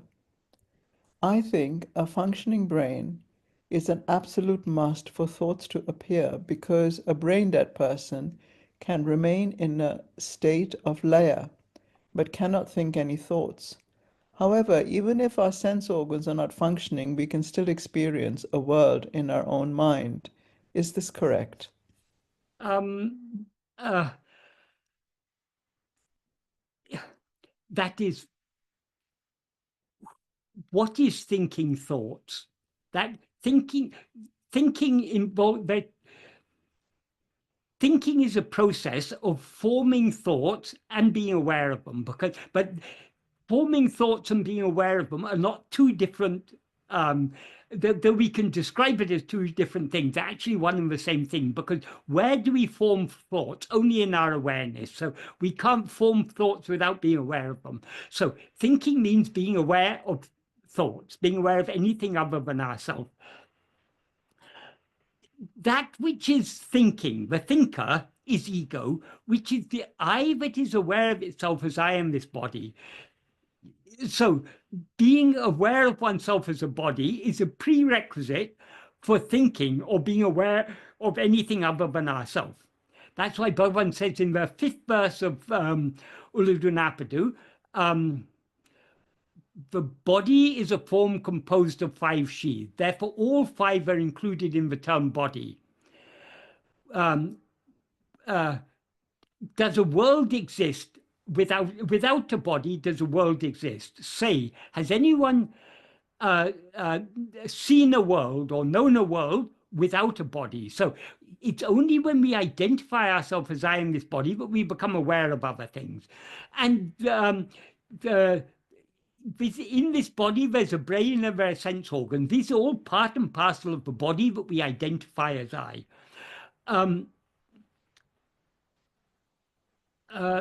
Sorry, what was the last sentence of that? There was something I was going to say about that last sentence, but I can't remember what it was now. Yeah. The last sentence is, however, even if our sense organs are not functioning, we can still experience a world in our own mind. That is, okay, let me just repeat this. So the question here is, I think a functioning brain is an absolute must for thoughts to appear, because a brain-dead person can remain in a state of laya, but cannot think any thoughts. However, even if our sense organs are not functioning, we can still experience a world in our own mind. Is this correct? I presume this is when the brain is functioning, but the sense organs are not. Well, take dream, for example. In dream, we experience a world. That world is, we are experiencing that world through the senses of the dream body. So to experience any external world, obviously the senses are necessary. If we are just imagining it within our mind, if we're daydreaming, say, even if we're daydreaming, when we are daydreaming, for example, we are imagining ourselves doing certain things in a body with senses. So it's, yeah, I mean, some internal thoughts that are not imagination. For example, we can be calculating something. So numbers are abstract. We don't see, numbers are not things we see through our 5 senses. So we can say, yes, certain mental processes can go on without the aid of the 5 senses. But whenever we are thinking anything, we're identified with a body in which there are senses. Whether the senses are functioning at this moment or not doesn't matter.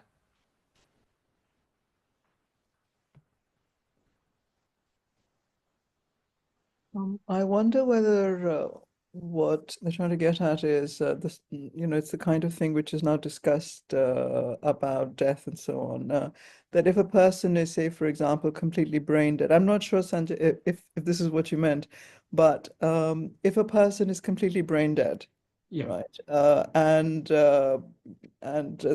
but technically the vision and so on are working, then there is no possibility, supposedly, of forming any kind of thoughts and of imagining as such. This would be what people would say generally. So certainly medical doctors. They might, however, agree to a claim of the sort that as long as the brain is not dead, it's still functioning. But say all of your sense organs, sight, hearing, and so on, if they are physically, at a physical level, they're dead, they would say, well, you still have a functioning brain. So for example, one could dream, one could be in a state, for example, in a coma or something else. But as long as the brain is there, there is imagination, and there are the internal senses. I mean, the five senses, the internal aspect, which can project a world and so on. So I'm not sure. Is this what you meant, Sanjay? So, sir, what I was trying to say is that in this sentence, what Bhagwan is trying to say is that when this subtle mind goes out through the doorway of the brain and sense organs. So if the brain is not functioning, a subtle mind cannot work. That was my first contention, that no mind can work in a brain dead person. But if our senses are not functioning, if our internal thoughts, our mind is alive, then that sixth sense is working. So that well, we don't need the senses in that case. That was my idea. Right. Okay. Firstly, about brain dead. Brain dead is maybe a medical term for when the brain is no longer functioning as normal, but it is only relatively dead. So long as the body is alive, the brain will still have certain degree of functionality. So even a brain dead person may still, for example, be aware of what is happening around them. They may be aware of sounds, and if their eyes are open, they may be aware of visual. I don't know. I've never experienced the state of brain dead, so I don't know. But ultimately, all these, Bhagavan is just talking in a general way. When the mind comes out through the brain and sense organs, this world appears. That's all we need to take from that. We don't have to analyze these things too much, because these are all Atma-vichara. We are not concerned. That is just, Bhagavan is here just talking a general principle. When the mind comes out through the brain and sense organs, means when our attention goes outwards. My question is, why does Bhagavan bring brain into the picture? Senses I can understand, but why is that brain? You can ask Bhagavan. I don't know. I mean, but brain is the organ in the body, but in which the mind and intellect function, you can say. I mean, but it really, I don't see any point in analyzing all these things. Did we come to Bhagavan to know about all the how the brain functions, how the senses function, how all these things appear? The thing is, when we rise as ego, the world appears. That's the simplest. Bhagavan goes right down to the basics there in verse 26 of Ullajana, when he says, if ego rises, everything rises. So the process in which it works, yes, of course, ego cannot rise without taking a body as I. That body will be a waking body. And it will be a living body, and it'll be a waking body. So it has the prana functioning in it, it has the mind, the intellect, and the will functioning in it. But these are just general principles. If we understand the general principles, that's sufficient. if we begin to analyze these things more, we're leaving Bhagavan's teachings and entering the realm of science, which doesn't concern us. The whole problem is that we rise as ego. How to put an end to the rising of ego? Only by attending to ourselves. That's what the essential thing we need to understand. Understood.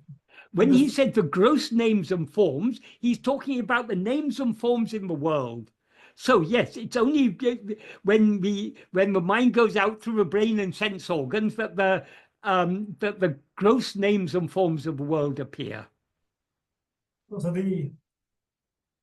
the implication is when the mind goes out through the brain and sense organs, gross names and forms appear, and like when it doesn't go out through the the sense organs, these subtle names and forms appear.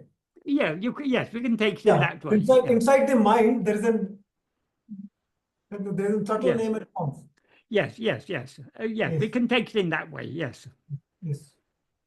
But these are the aspects of Bhagavan's teaching. We can take the general principles. We need not analyze too much, because these are all anattma. They're all things other than ourselves. So we're not concerned with the body or the mind or the essence of all these things. We are concerned to know, who am I? So we need to be very one-pointed in focusing on that. Got it, sir. Got it, sir. Thank you. Okay. The next question is, I find the concept of non-duality very difficult for the common man to understand. What is the most concise and simple definition or explanation of non-duality that you have found to exist, which is easy enough for even a child to understand? Surely, if truth is too complex to grasp, it can never be universal. It is extremely simple. As Bhagavan says in verse 26 of Ulladu, if ego comes into existence, everything comes into existence. If ego doesn't exist, everything doesn't exist. This is our experience. Every day in waking and dream, ego has come into existence, so all these phenomena have come into existence along with it. In sleep, we don't rise as ego, and therefore nothing appears. So sleep is a state of non-duality. But as soon as ego rises, there's an appearance of duality. But even when duality seems to exist, non-duality is the eternal truth. Because though ego and all these multiplicity seems to exist, what actually exists is only the one non-dual Sat-Chit.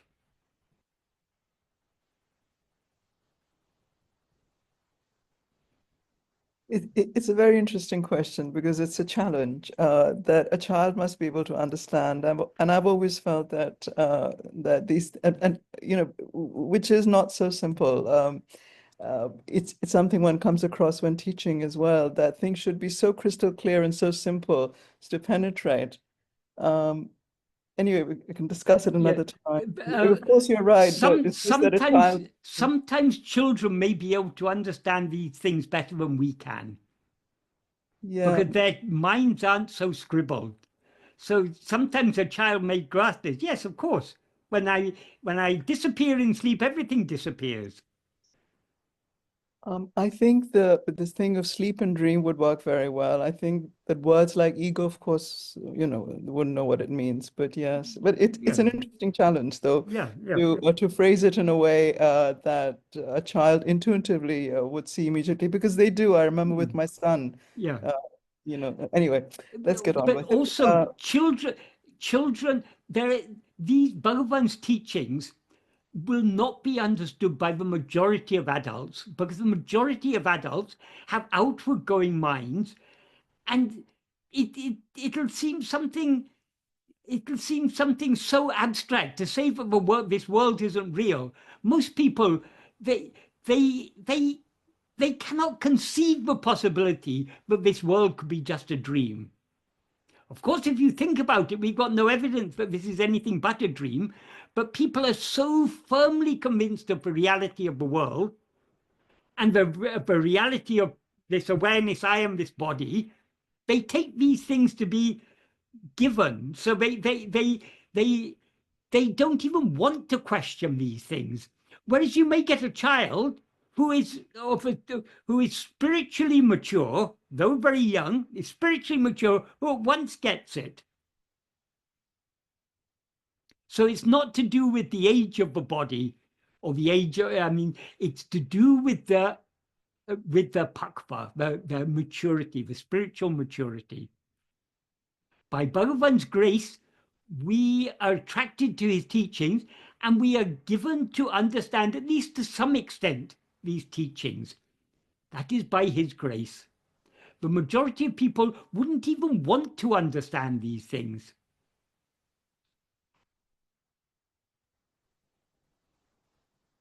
The majority of people would be absolutely horrified if we were to tell them what Bhagavan's teachings is.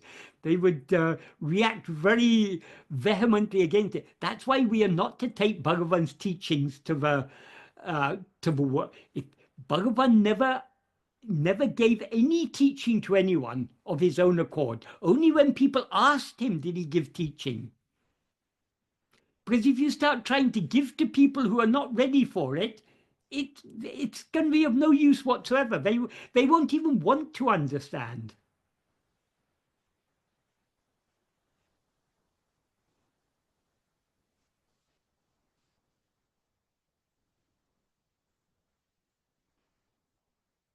The next question is, how do we remain steadfast when there are such a tiny few who have dissolved their ego across the centuries, compared to the innumerable numbers who have not been successful?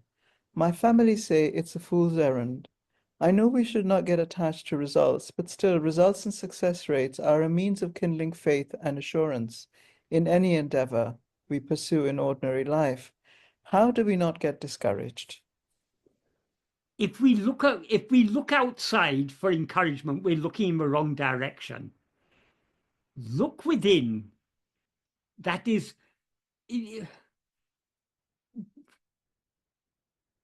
the world is a mere appearance. All the people in the world are a mere appearance. Even the person we take ourselves to be is a mere appearance.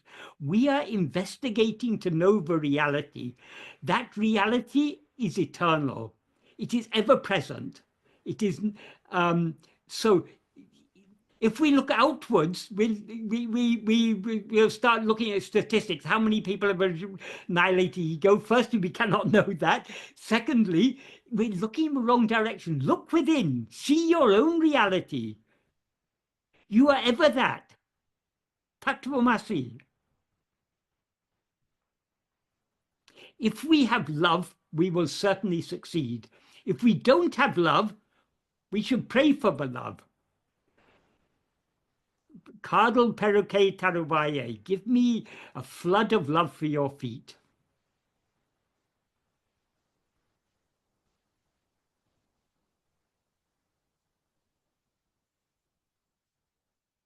No effort made in this path goes in vain. Even if in this lifetime we don't succeed, every effort we make to turn within is one step closer to the final goal of complete dissolution of ourself in our own being. And our own being is ever present, ever shining as I am. That alone is real.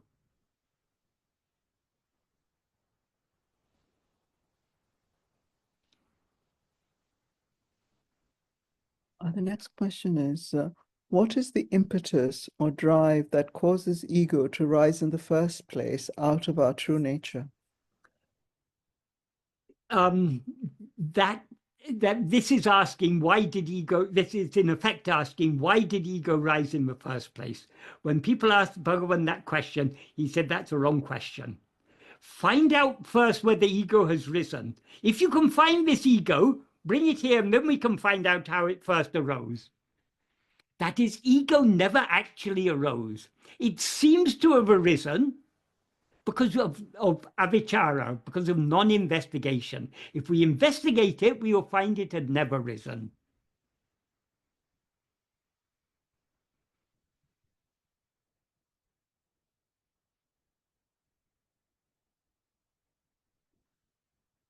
So the classic example given in Dvaita, the example Bhagavan often gave, the analogy Bhagavan often gave is asking how or why ego came into existence is like asking how or why the son of a barren woman was born. Ego is as non-existent as the son of a barren woman. But though it's non-existent, it seems to exist so long as we're looking outwards. If we look within, we'll find there's no such thing at all.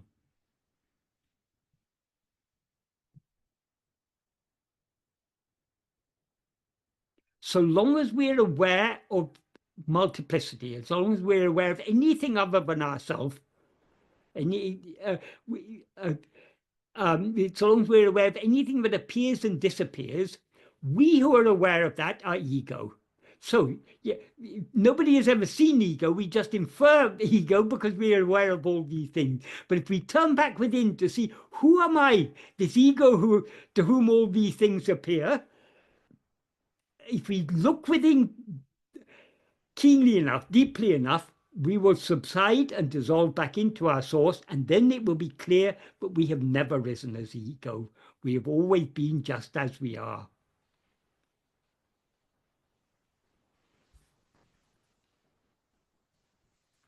That question is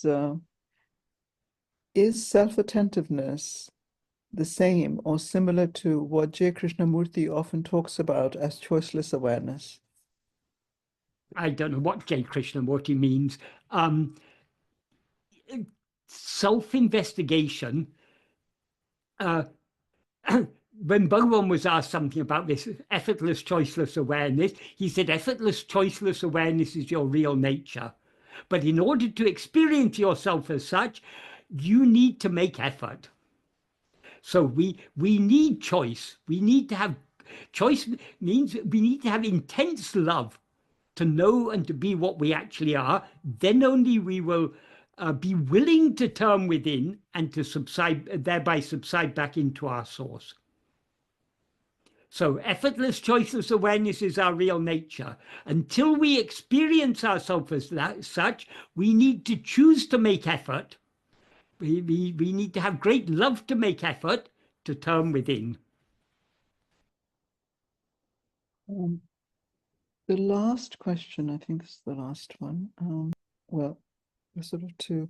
They're both sort of comments, but I'll just read them out. In all fairness, Lakshman Swami said that a guru is necessary in relation to the final realization. He said that there are only a couple of great souls that did that on their own. For example, Ramana Maharshi.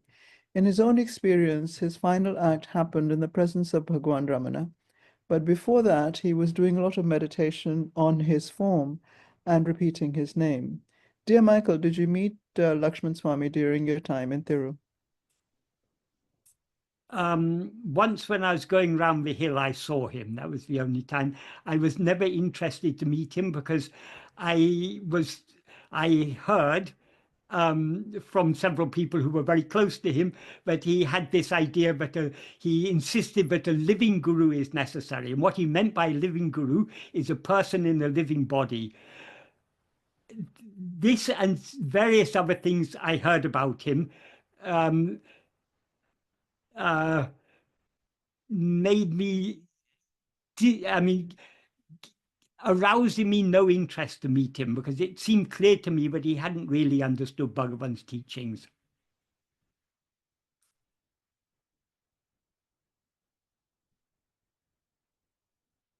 When he says a living guru is necessary, he's taking a guru to be the living body.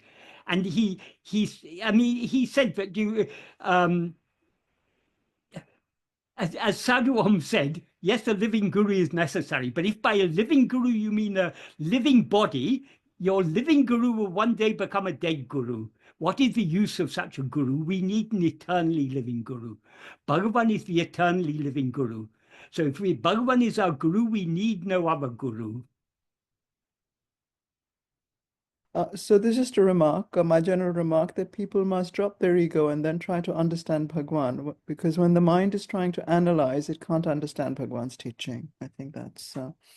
Well, I think we need to qualify that a little. If we need to be without ego in order to understand Bhagavan's teachings, then Bhagavan's teachings are given for those who have risen as ego. So we need to understand Bhagavan's teachings. Of course, we don't understand Bhagavan's teaching. Truly understanding Bhagavan's teachings is losing ourselves in him. When there's no one left to understand anything, that is the true understanding, but that is beyond understanding. But Bhagavan gave his teachings to give us a certain understanding, to enable us to follow this path. Without at least a certain degree of understanding, we will not be able to follow this path. So obviously we have to understand to some extent. And the extent to which we understand, it depends upon the maturity of our own mind. As Bhagavan said, according to the purity of the antakarana, the inner organ, the mind, the same teaching reflects in different ways. So the more ego subsides, the more clearly we will understand Bhagavan's teachings. And finally, when ego is swallowed, there'll be no one left to understand anything. They'll just be pure. They'll just be, as Bhagavan says in verse 28 of Upadeshundya, if one knows what the real nature of oneself is, then anadi, ananta, akhanda, satchidananda, beginningless, infinite, unbroken satchidananda. If you call that understanding, yes, that alone is the true understanding. But it's not understanding in the sense that we usually use the word understanding. Raghu, we can speak now. Namaskaram to everyone. Namaskaram, Michael. Michael, I hope you're doing well. I wanted to ask about the self-enquiry, which we are doing. When the state of sleep happens, when the dream starts to come, will this training of self-enquiry or attentiveness, will it carry forward in the dream to even bring out like to whom this dream is appearing, and then it will dissipate? Is it? Yeah, I mean, sometimes if we are seriously practicing self-investigation in the waking state, we will also sometimes remember to turn our attention back to ourselves in dream. Sometimes we do it and it slips away. That's often in the waking state also. Sometimes if we turn our attention back to ourselves keenly enough, the dream will come to an end and we'll wake up. Okay. Because the reason for that is, as a general rule, in dream, we are not so attached to the dream body as we are in the waking state. So because our dehabhimana, our identification with that dream body, is not such an intense dehabhimana, it is easily broken by a sufficient degree of self-attentiveness. And then we wake up from that dream into this dream. The same degree of self-attentiveness will usually not wake us up. I mean, from this dream, we need to have the full self-attentiveness in order to wake up into not into another dream, but into the real state. The world appears in ego. So the world appears in two states. One is in the dream and the second was in the wakeful state. Yes. Wakeful state is long-lived, dream is short-lived. Even Bhagavan says that in ṇṇā. He says, except that waking is long and dream is short, there's no difference between these two. But in Guru-Vachika-Kovai, he said, even that answer is not true, because this long and short is, we are judging it only from the perspective of ego in waking state. I was surprised this, Michael, because some of them who have practiced self-inquiry very keenly for the last 10 years. Some of them from Tamil Nadu, from again. They have had this the self-realization, and then again the mind again wants to come out and all these things. But then they, when I met them in the Ramana ashram, they told me, even while in the sleep, the practice of self-inquiry will help you, because that will ask to whom these dreams are happening, and then the dreams will dissipate, and you can witness that also. I mean, they told me that. So on Friday, I saw the shots which was released where you were explaining. People confuse, I mean, amateur people understand that we need to attend to the thoughts, but it is not the thoughts, it is the being that we need to attend. And that is in dream and as well as in the wakeful state that we must be keenly attending to. Yes. And this also tells us that when the self is realized, the world will not be. And when the world is witnessed, the self will not be. Is it so, Michael? Yes, Bhagavan says that clearly in ṇaṇā, in the third and fourth, both in the third and in the fourth paragraph. Bhagavan makes that very clear. But people who say they've attained self-realization and then the mind comes back, they haven't attained self-realization, because self-realization is the annihilation of ego. It's manonasa. Complete. It's the state in which we never rise again. So long as there's an I to say, I have attained self-realization, we have not attained self-realization. And also, Michael, about this Guru Vachaka Kovai, in the page number 534, Bhagavan says that there's Eka Jiva Vada. Yes. There's only one Jiva exists, though there looks like we have 8.5 billion population in this world. Yes. There's no 8.5 souls, but then it's just that Eka Jiva, that's just one soul.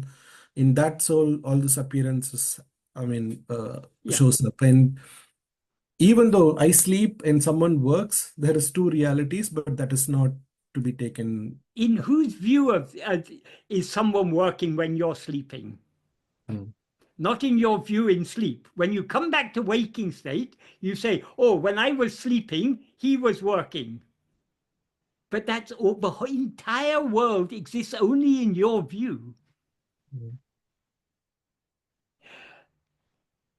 The problem is, because we as ego identify ourselves as a person, we identify every person as an ego.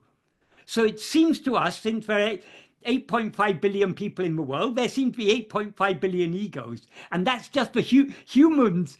What about all the animals? They're also egos. So there seem to be a multiplicity of egos.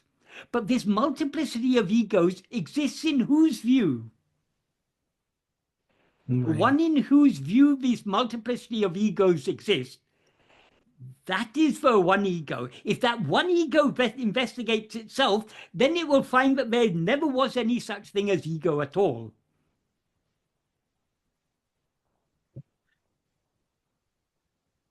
In dream, we meet so many people. So long as we're dreaming, those people seem to be egos just like us.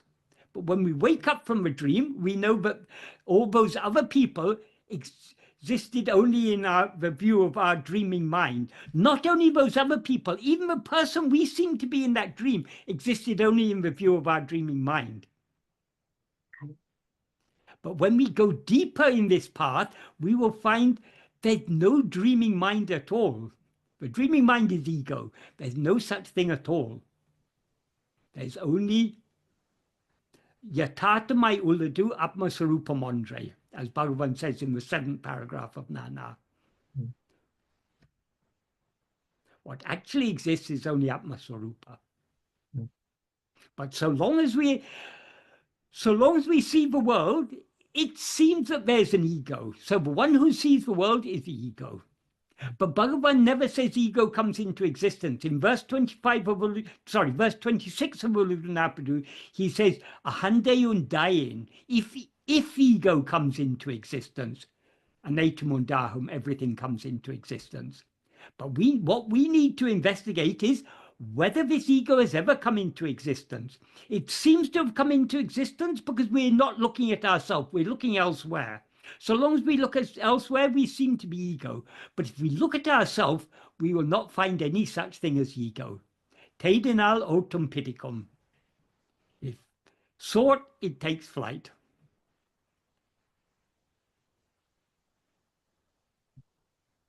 Thank you, Michael. Right.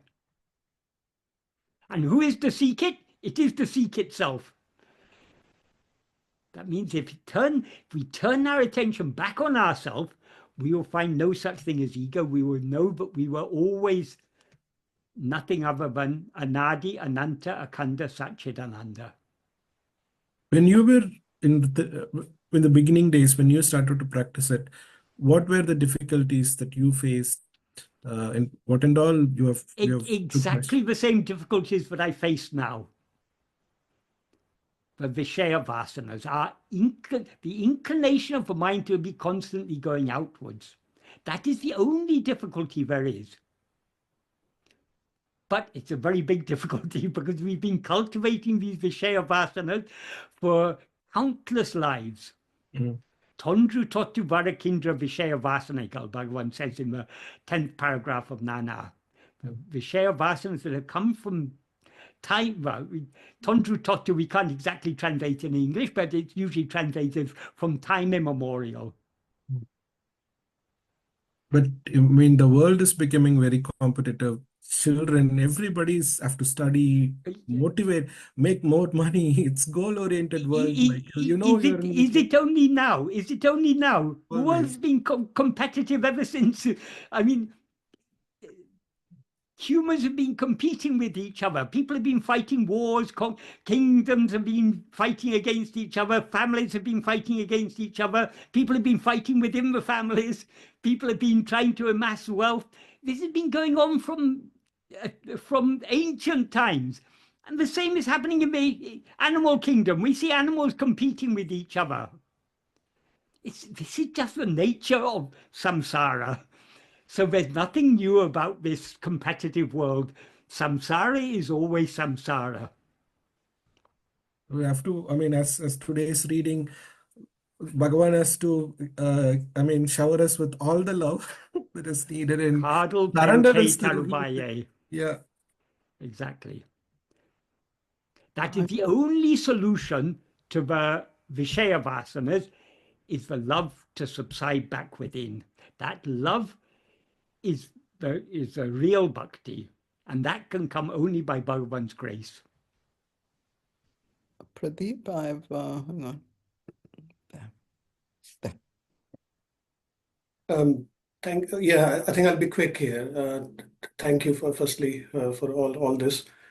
I think I'll give you a context first. The emphasis of the guru as someone in a living form has been so much in the traditions that I've come from, and that it's very highly likely, it's always taken for granted that it is someone in a form teaching you. But if I understand this correctly today, it's that it doesn't need to be.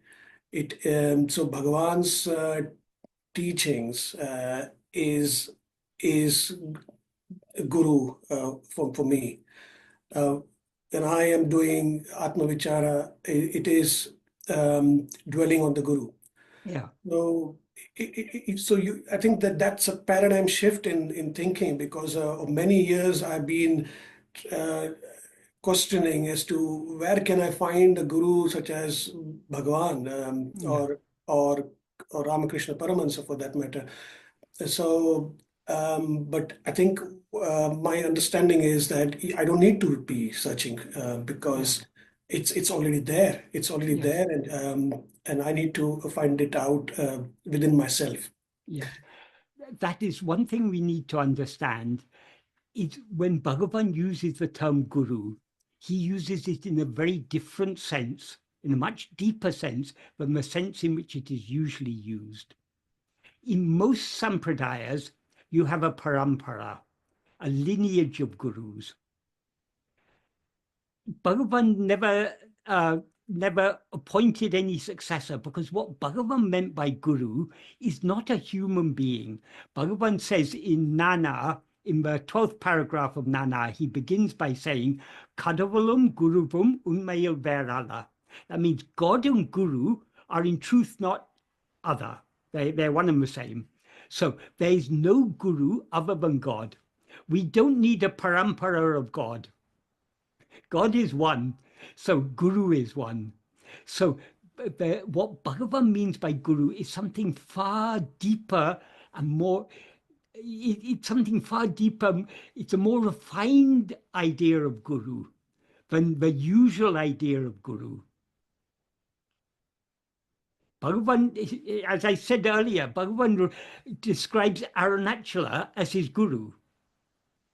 That clearly indicates the Guru, well, he also makes it clear, but the true form of Guru is Atma-swarupa. Our own real nature is itself Guru. Because our mind is going outwards, our own reality appears outwardly in the form of Guru in order to tell us the term within. But that Guru is none other than Atma-swarupa, which is God.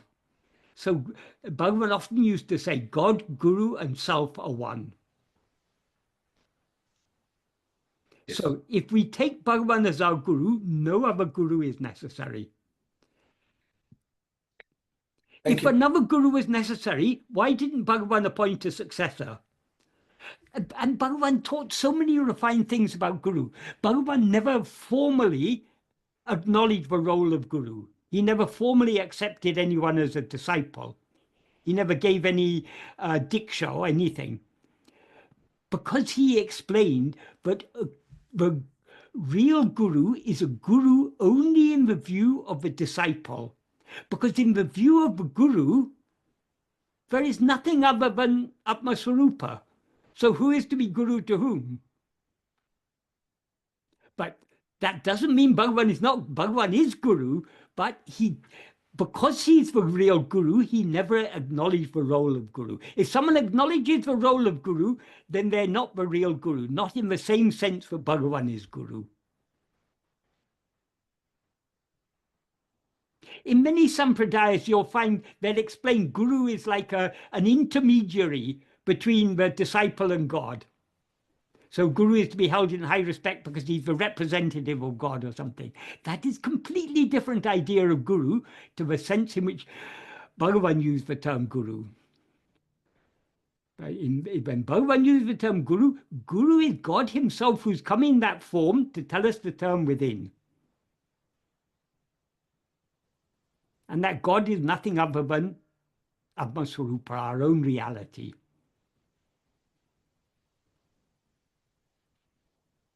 Is that a clear enough answer? Yes, thank you. So anyone who is drawn to Bhagavan, truly drawn to Bhagavan, need not think about feel any need for any other Guru. If we feel a need for some other Guru, we haven't really understood Bhagavan. Understood. Yeah. There is just a quick last question, which is doing japa of Aruṇācala Shiva conducive to Atma-vichara?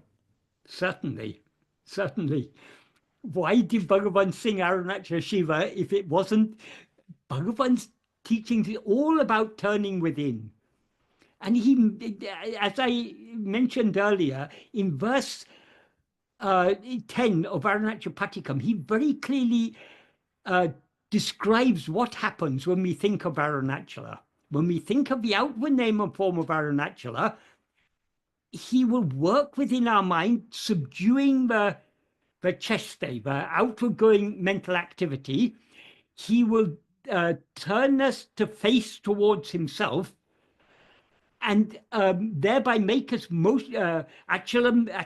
tambol. He'll make us motionless like himself, and then he will feed upon us.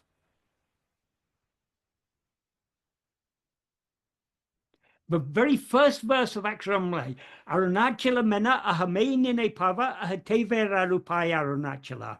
That ahame can be taken in two senses. Ahame, it can be the Tamil word aham, which means heart. So ahame can mean in the heart. It can also mean the Sanskrit word aham, which means only I.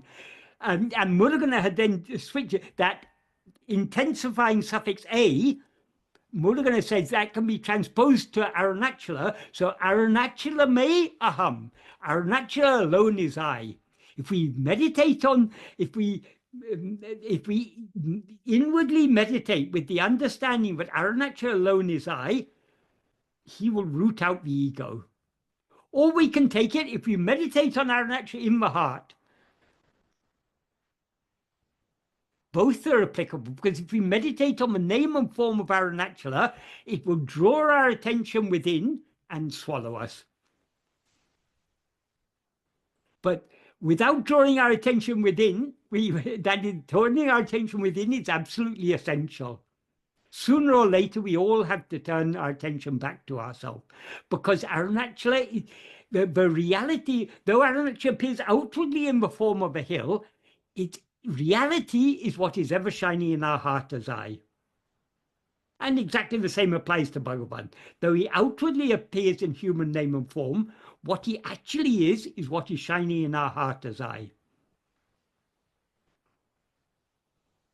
But by meditating on that outward name and form, that will arouse in our heart the love to turn within. Om Namo Bhagavate Śrī Aruṇācala Navamaṇimālai.